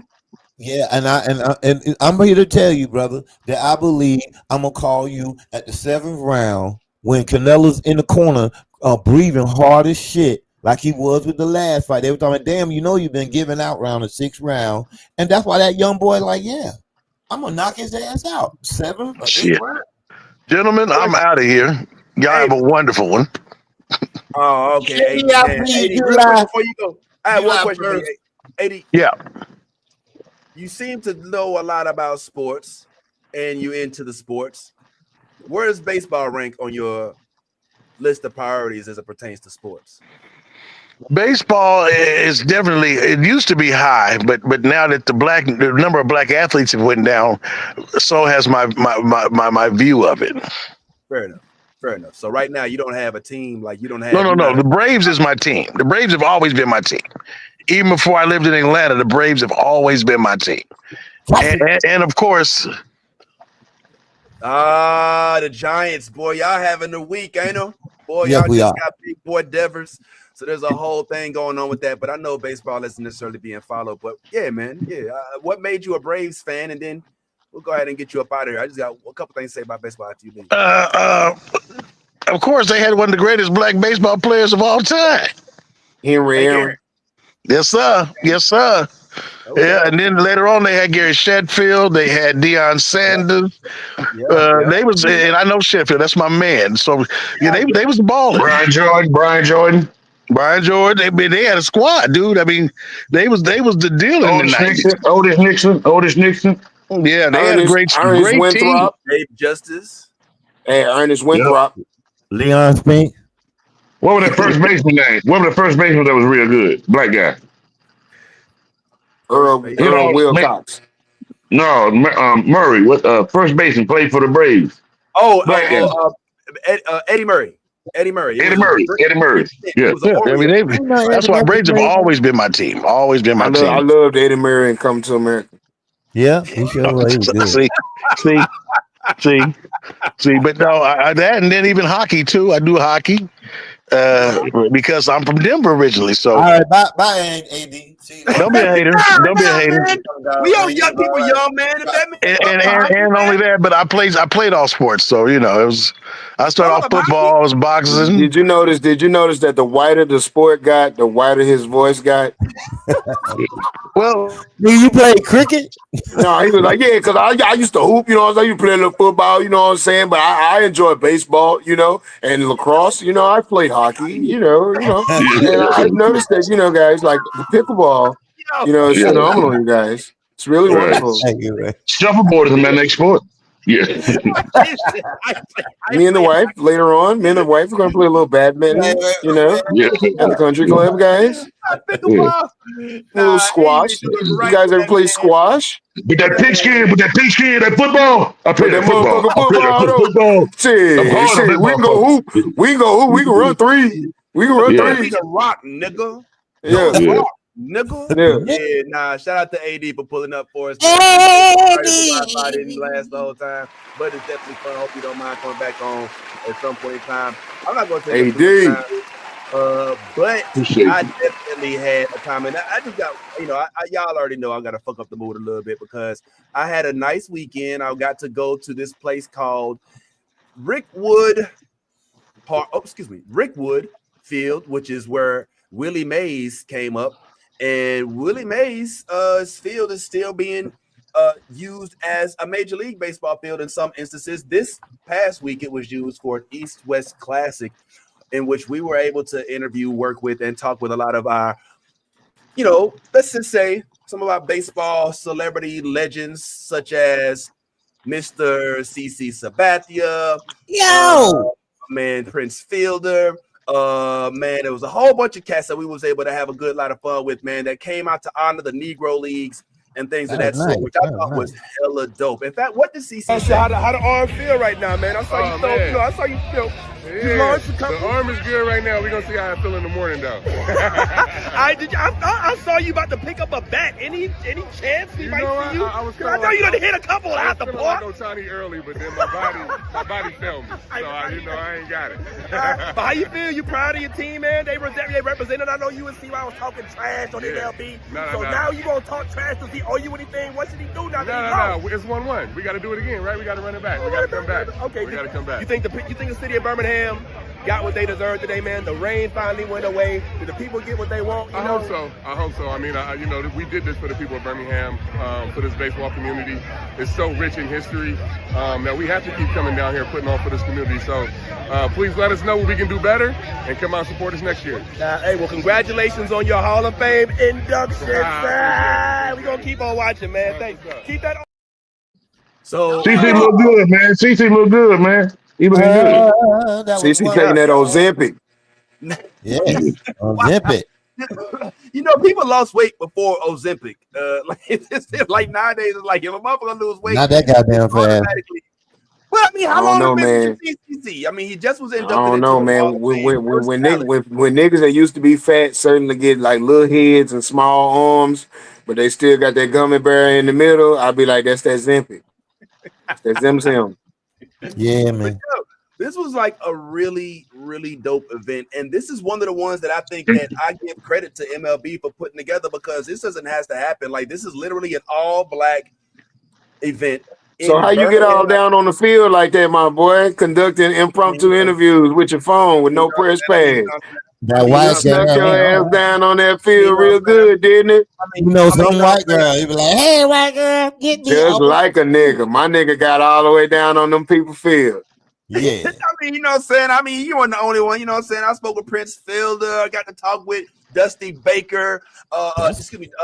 I got to talk with Chef.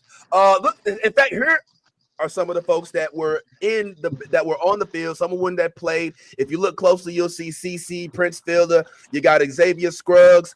Damn, one of them, so these knees are dying. Yeah, but that's Prince Fielder. Prince knees wasn't no damn good, boy. Ain't lying. That nigga like, God damn, let's take another picture. Prince pooted twice trying to get back down in that squat. Hey, Vince, is it true to say that stand-up comedy has got credentials to get in the spots like this now? We need our badges. I mean, shit. You see, if you look at the video, you see there's a fresh badge around my neck, sir. That is for. But do that motherfucker say stand up sports bar, or was you over there? What did it say? Nathan's Hot Dogs. You over there working for Nathan's Hot Dogs all down on the field and shit. That shit say talking to people ain't supposed to be talking to folks and shit. We said get them goddamn buns warm. Yeah. I brought some in them. I was just asking CC how many hot dogs he wanted. I'm finna come bring her some. That shit say volunteer. That nigga down, he down there passing out socks for Dick Sporting Goods. Down there talking to people. Hey, you know why I ended so early? Because the nigga say, "Hey, get your ass back over here." All right, so thank y'all. Appreciate this. CC. We'll see y'all later. We out. Yeah. Who want a hot dog? Who want a hot dog? Hey man, you can't be videotaping. Hey, Bo, that nigga unclipped his little box before he did the interview and shit. Yeah, he just got the hot dog just sitting on the grass in the little hot dog box. No, you know Vince, Vince got the damn phone hooked to the hot dog stand in his pants. He got it mounted. Yeah, you know Vince. He got it clipped into the strap. You got it clipped into the strap. That's why he was like this. That's why he returned like this. He saw the manager running over there talking about, that nigga was making hot dog while doing the interview. So CC, so at his retirement, what you gonna do? You say you wanted 2 with just relish. Right. So how's retirement give me a second, Cecil. Give me a second, Cecil. I'm Cecil. Give me a second, Cecil. The players be walking away talking about, hey, was that dude real press? All right, what you think this dude said then? I don't know, but Ryan, man, home run derby, man. What happened, man? Just ain't have it today. It ain't today. Okay. All right. Couldn't get the lower body going today. Okay. It be like that. Maybe a little fried rice. Yeah. Hey man, who the fuck was that? Who's that big nose Keith Sweat looking ass nigga, man? Yeah. Oh, y'all fuck with Ryan Howard? Ryan Howard of the Philadelphia Phillies for the long man. That who that was? Oh, okay. Well, that nigga. Ryan, man, home run derby, man. What happened, man? Let me set this up. They did home run derby, right? It was like 5 niggas in home run derby. It ended up being Prince Fielder versus I want to say, was it Jerry Hairston? I think it was Jerry Hairston. And Ryan Howard was up. They get 8 pitches, and he whiffed all of them. Damn! He whipped every pitch. Not one came close to the fence. So I went up to him afterwards and went directly to the source because I ain't no puss-ass journalist outside. Hallelujah. Ryan, man, home run derby, man. What happened, man? Just ain't have it today. It ain't today. Have it today. Okay. He said, go. Yeah, he said, who this hot dog nigga running up on me? Who this hot dog nigga running up on me? Hey, do anyone know who that guy is with the phone? Hey, tell me why Ryan Howard look like that nigga. Come on, man. Stop it, man. No. Come on, man. Come on, man. Stop it, man. He does not look like. Well, you saying he didn't look like that? Yes, he does. He does look like that's his father. Right there, absolutely. You know, man. It's true. Play the video again. Ryan, man, home run derby, man. What happened, man? Just ain't have it today. That's his grandson. Nigga, you ain't grandson. All right. You recognize this away with the medal for home run derby, bro. How I feel, man. You back, bro. I'm saying, like, was there any point in time you was worried? Because I know Andrew had you with the 4. He did. You know what I mean? And then you was hitting them off to the right field. Like, ain't no point in time was you worried at all?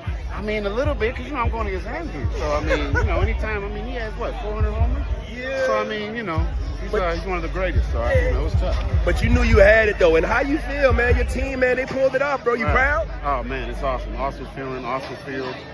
Great history. I had a blast. Hey, would you get back out there and coach some of these young ball players nowadays since, the pop ain't what it used to be since you left, homeboy? Well, yeah, but I think power comes along when, when you figure out how to hit, line drive. So I think that's one big ass nigga. Damn, he looked just like him too. God damn. What are we doing, man?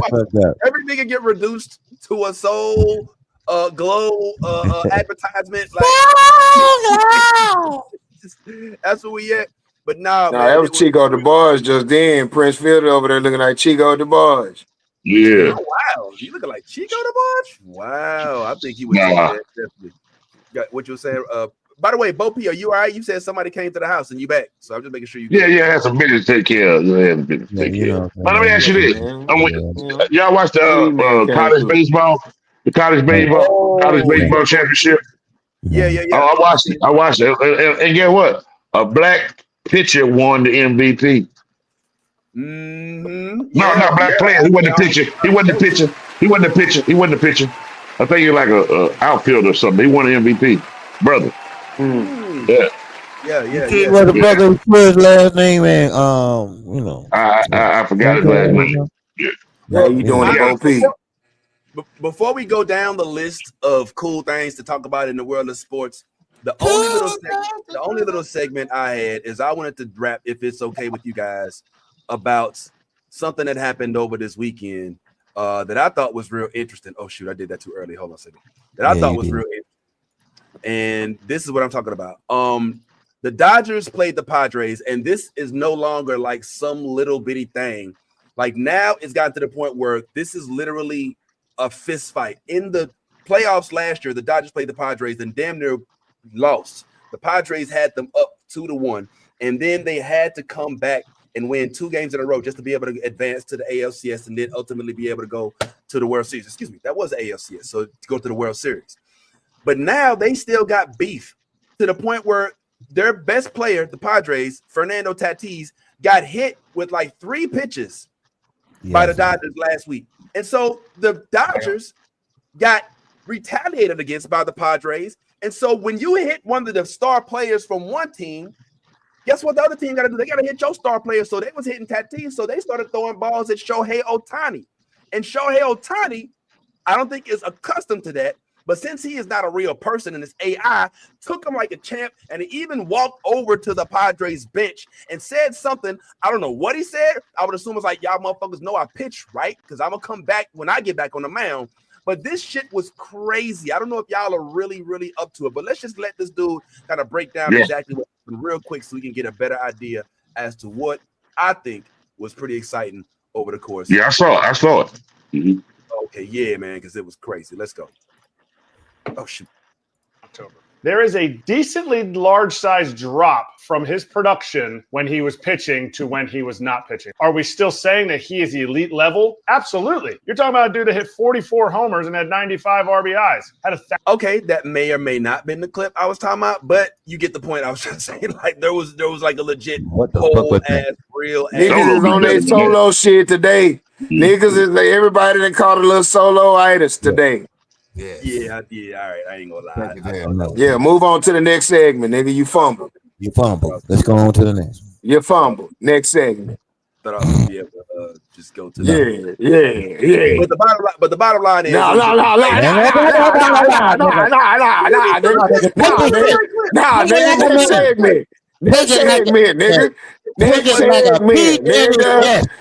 Next segment, nigga. Yeah, take it like a P. Diddy gets. No. Hell no. Hell no. Well, I want to close with this.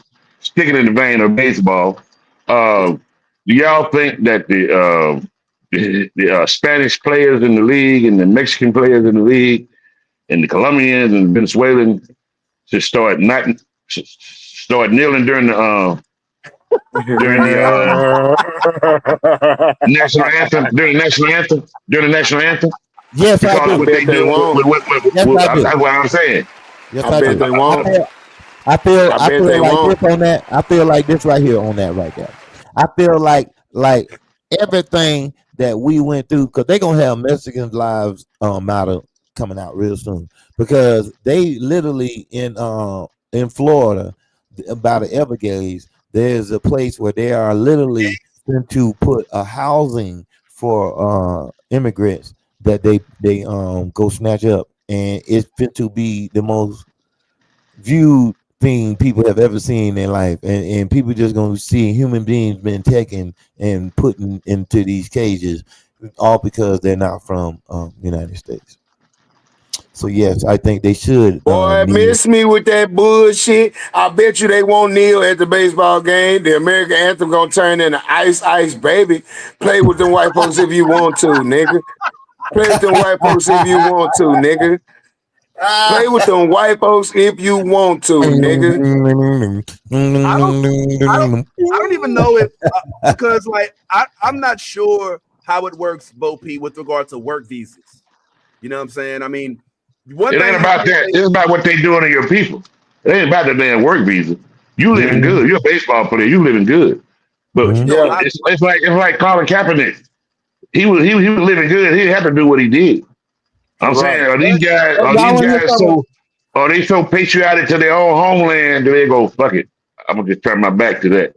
I learned a lot of them, not all of them, but a lot of them be like, look, my daddy ain't had no papers, but he went through this and stood in line and did all that. And so if y'all want to get right with America, y'all got to do the bullshit instead of being like, nah, it's a bunch of bullshit laws.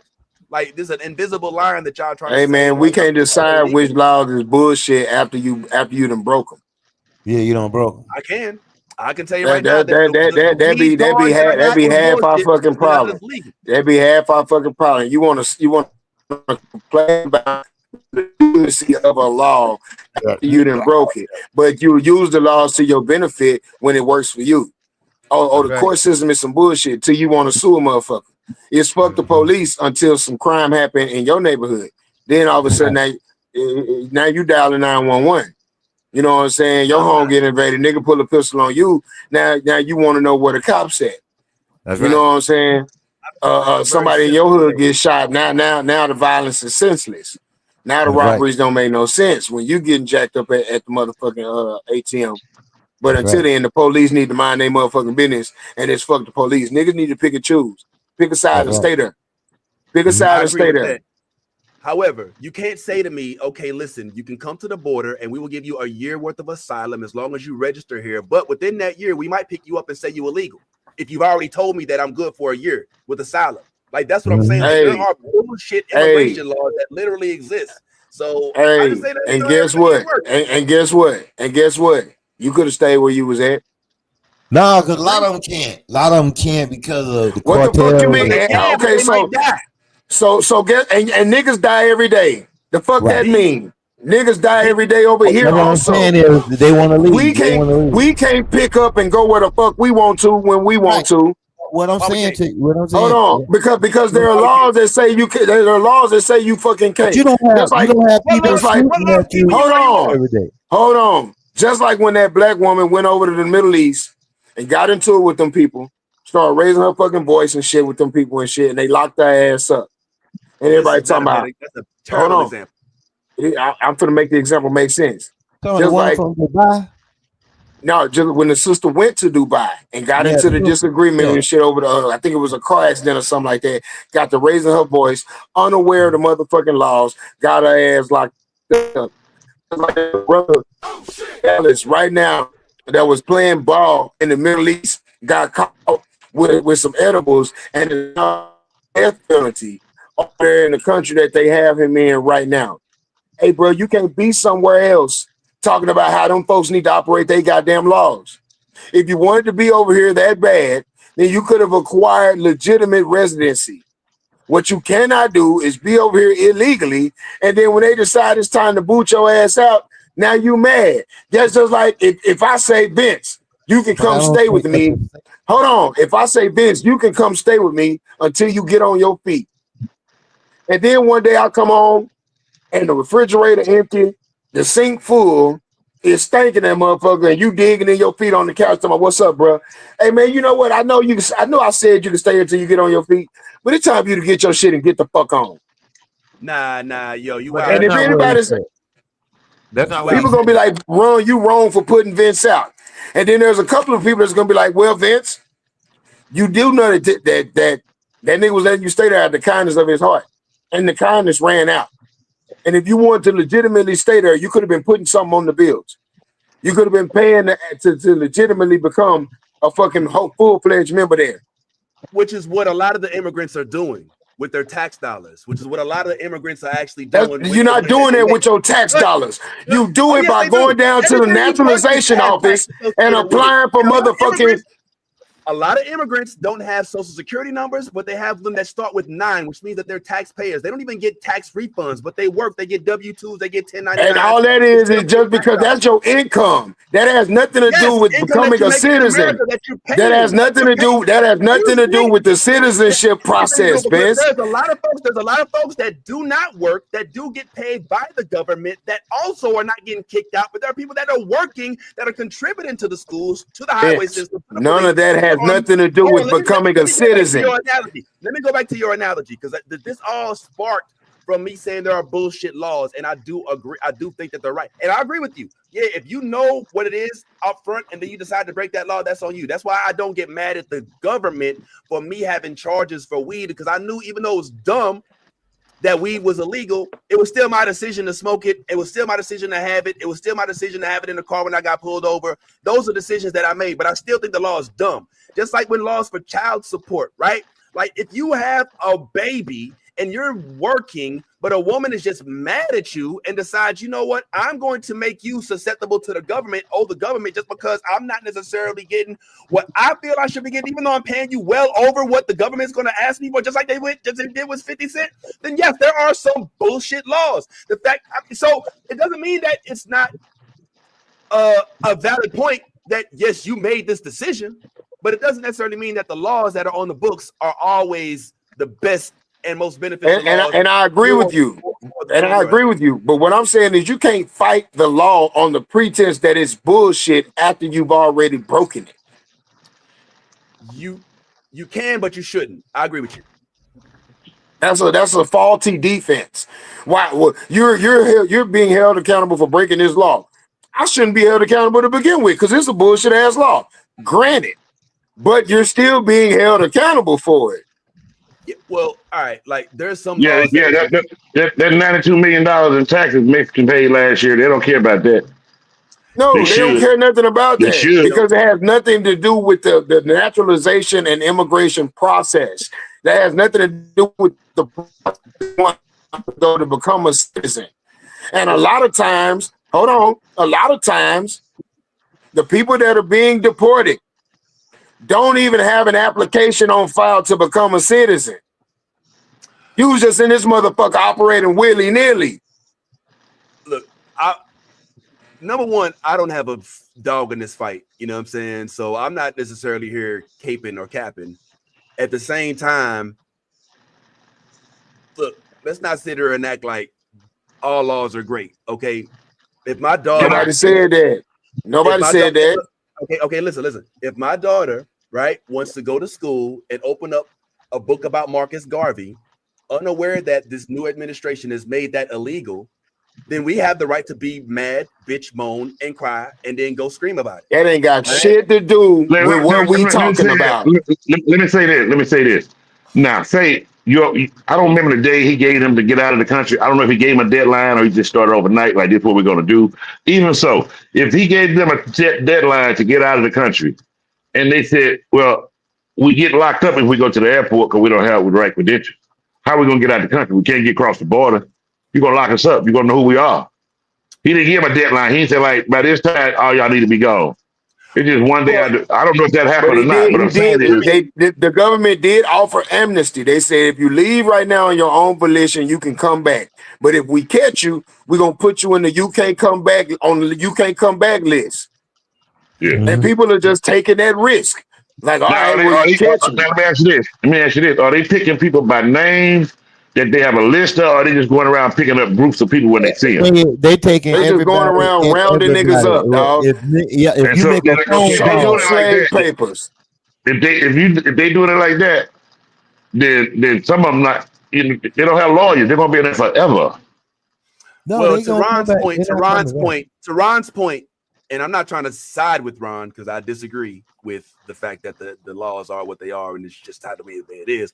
But to piggyback on him, the same way a lot of folks that we're reading about knew the perils of crossing the borders into Mexico, going through the coyote trails where there's no protection, and they're taking their children through these rivers. The same way that they knew that these perils did exist is the same mentality that they should have, according to him, when they're in the United States and they know that they're committing the law. It's like, just because you're trading the cartel for the United States government doesn't mean that there's still not peril. So he's right in that, yes, you knew that you were assuming a risk, and you might have gotten a little, I don't want to say cocky, but a little comfortable, right, with the fact that a lot of the prior presidents may not necessarily have taken this as a priority. That's why a bunch of them came over here and had a lot of kids, because those kids were being given birthright citizenship. All right. Yeah, and a lot of those kids are now paying for a lot of things that the people in their neighborhoods. And that's why during Trump's last administration, people were so upset, because he was saying, okay, I get that your kids have birthright citizenship. I'm gonna deport your kids too. I'm not gonna break up families. I'm not gonna break up the families. He was no, that's what he was saying. That's what he was saying. I don't want to break up the families, but if I'm sending the mama and daddy back to their country of origin because they don't have paperwork, hold on. If I'm sending the mama and daddy back, I'm gonna send the kids back too. And people were like, no, you can't do that because these babies have citizenship. And that's why all those kids were in those detention centers with them fucking aluminum blankets on, looking like baked potatoes on the news. But that's kind of because all those kids were being held. But those kids could go with their parents. Like no, they could. But anyway, you know what?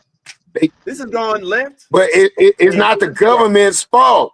It's not the government's fault because if you've been here long enough to have a child in elementary school, you've been here long enough to fill out paperwork to become a fucking citizen. But he was getting rid of those too. He getting rid of those too. If you got citizenship, he still wants you gone. No, he not. See what happens. You can't get rid of somebody who has citizenship, Solo. Man, they took a couple people who had to prove that they really had citizenship. It was on. If you got to prove it, then you got to prove it. But once they proved it, you can stay. But if you don't have it on you, bruh, you out of gas. Yeah, just like if you ain't got your ID on you, your ass will get locked up. But some of them have IDs. Is everybody on this? Everybody on this screen is good though, right? We ain't got. I mean, we all got passports, papers, everything like that. We ain't got to worry about nothing like that, right? We good. Amen. We Gucci. Okay. I did find the little thing that I was talking about earlier. Y'all tell me if this is completely off base. I think that this is worth at least a quick bite. Check it. This is where Shohei. This is where Tatis was hit with a pitch. This is the first game. They start. I mean, not the first game. This is one of the first games. Then Shields comes out, his manager. He's like, yo, y'all hit my boy for the third time. And then Dave Roberts, the manager for the Dodgers, comes out. It's like, yo, man, who the fuck is you talking to? And they fight. They almost fight the managers. They always like. I love to see the managers fight. The managers, they get over to the this is Dave Roberts, the one he just won the World Series last year. All right, half black, half Korean or Japanese, I believe it is, and Mike Shields, former manager of the Cardinals. They almost fist fight. You see Dave Roberts? Did you see him go up to him with the check? Like he actually had his hand. Did y'all see that? Did you see him? Yeah. Like Dave Roberts really went up to him, was like, yo, what the fuck? Because Shield is like, yo, why you hit my plane? He's like, you think we meant to? And he pushes him as he does. Like, yo, getting hit by 83, 93, 100 mile an hour object. I don't give a fuck what it is. I mean, if it's not a baseball hurt.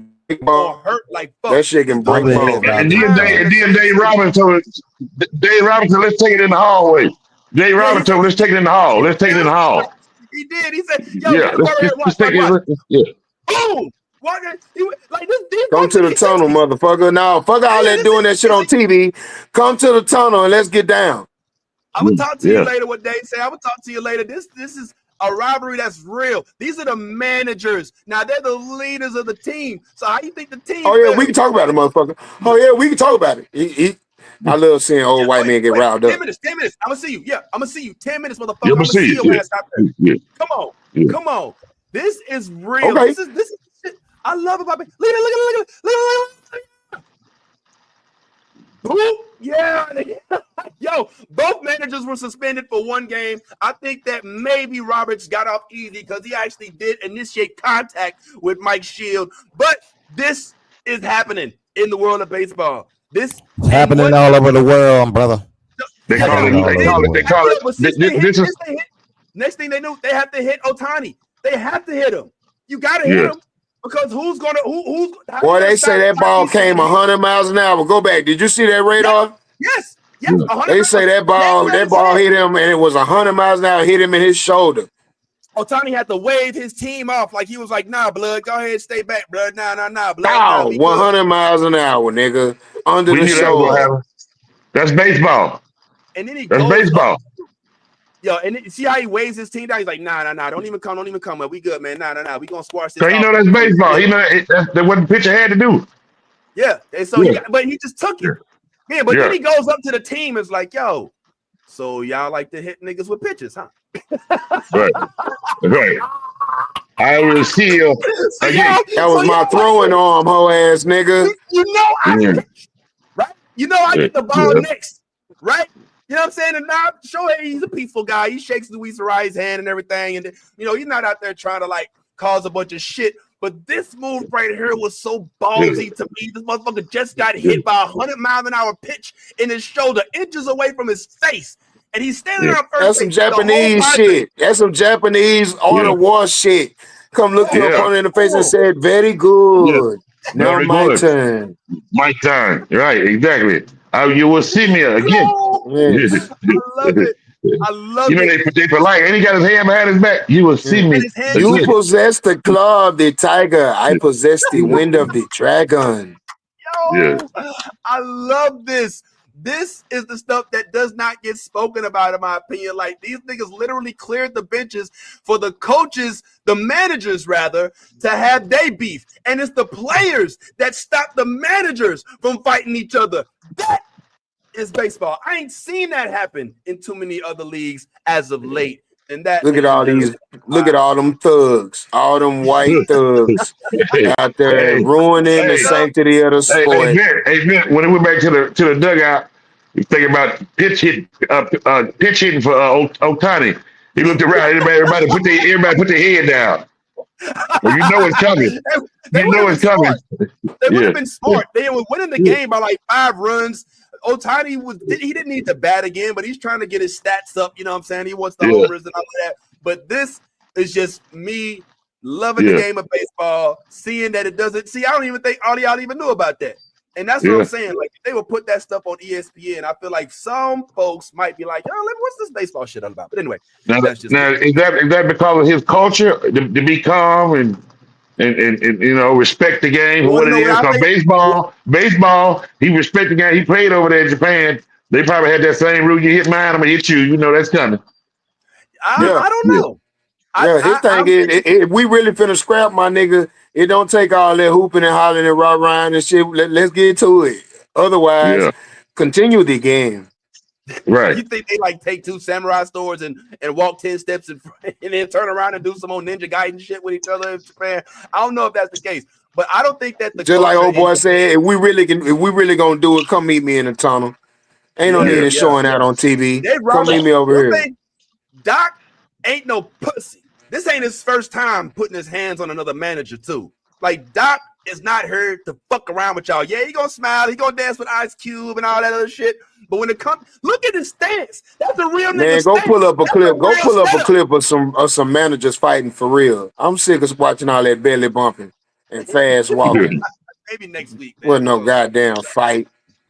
Yeah, That was an uncle tussle. That was an uncle tussle over the last rack of ribs at the barbecue. He did the little, you know what I'm saying? He did the little thing like this. You know what He I'm saying? did not throw it overhand. He did not. He made contact. It was underhand. It was underhand. Underhand. See, you lying. You rotated your shoulder. Ain't nothing like a nigga to put some extra on it. He didn't do none of that. He didn't do none of that. He walked out that hole already extended and bumped into that man. He didn't rotate a goddamn thing. You just about to lie. It's this stance right here. It's with the arms right here to the side. When you see it like this right here, here you go. Bam, right here.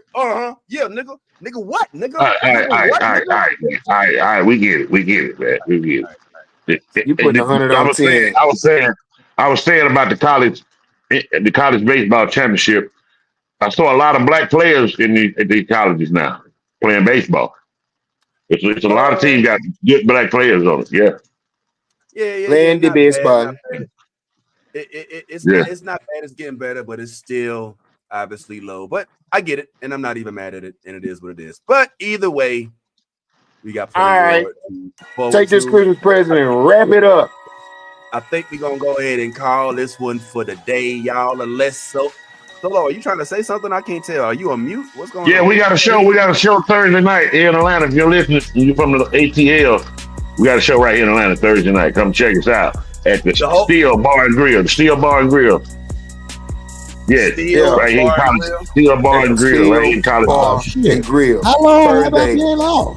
Thursday, come get Bo and So Low for real at the Steel Bar and Grill. Oh, for real like at the Steel Bar and Grill. For real. I like that. Yeah.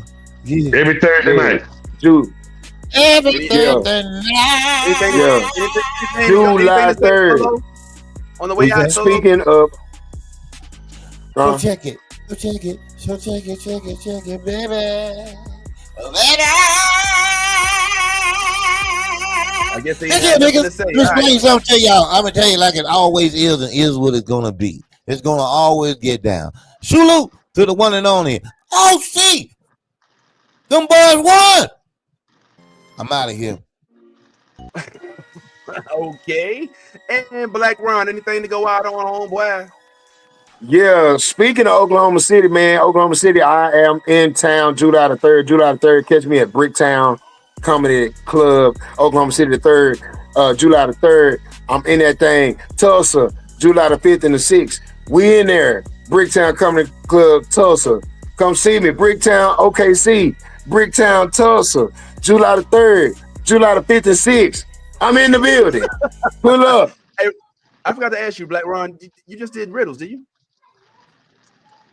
Yeah, I just did Riddles in Chicago, man. It was a great show.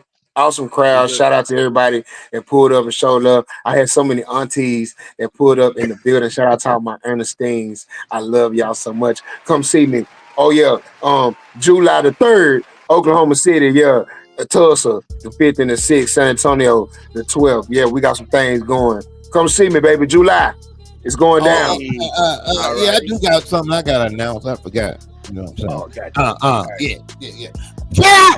I will be in Alabama, June 28th. Yeah, right there, doing my thug thing. You know what I'm saying, with my boy Benny Mac, one of them. Benny Mac, man.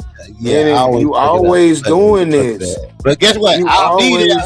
Get your tickets. Someone gonna be in the motherfucking building, and then July 1st, I'll be right there with Bo Peep getting it in. With what's it called? I forgot the name of Bo Peep. Know the name of it. Steel Bar and Grill. Steel Bar and Grill. I will be there, just like I said. Steel Bar and Grill. I didn't need no help with it. I had it in my head anyway. Steel Bar and Grill. I will be there July 1st with my boy, the one and only Bo Peep. We will be in the building. Y'all come on out, because that shit gonna be hella funny. Shout out to everybody that watched the show today, man. We love y'all. Thank y'all for watching. Thank y'all for tuning in. Thank you for the live comments. We appreciate y'all. I watched the numbers go up and go down. So appreciate y'all doing like Dig Me, rising and falling. We thank y'all. We'll see y'all. You got anything you want to promote, Vince Taylor? Yeah, I'm in Bonita Springs this weekend. Bonita Springs? Yeah. So if you're in the South Florida area on the west side, man, come check your boy out. I'll be posting it on the IG Live. I don't normally like post that. And I'll be posting the clips and everything from MLB experiences. And, yeah, man, we'll be back in this bitch next Tuesday. We like to thank AD for stopping by. AD, we love you. Appreciate it. Shout out to AD for stopping by. Shout out to Black Ron. Shout out to everybody for being here. Shout out to my man Solo for doing this thing. Shout out to my man Bo P as well.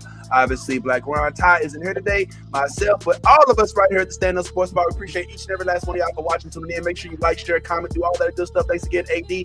And we gonna go ahead and say deuces. I look like Bone Thugs and hungry. Peace.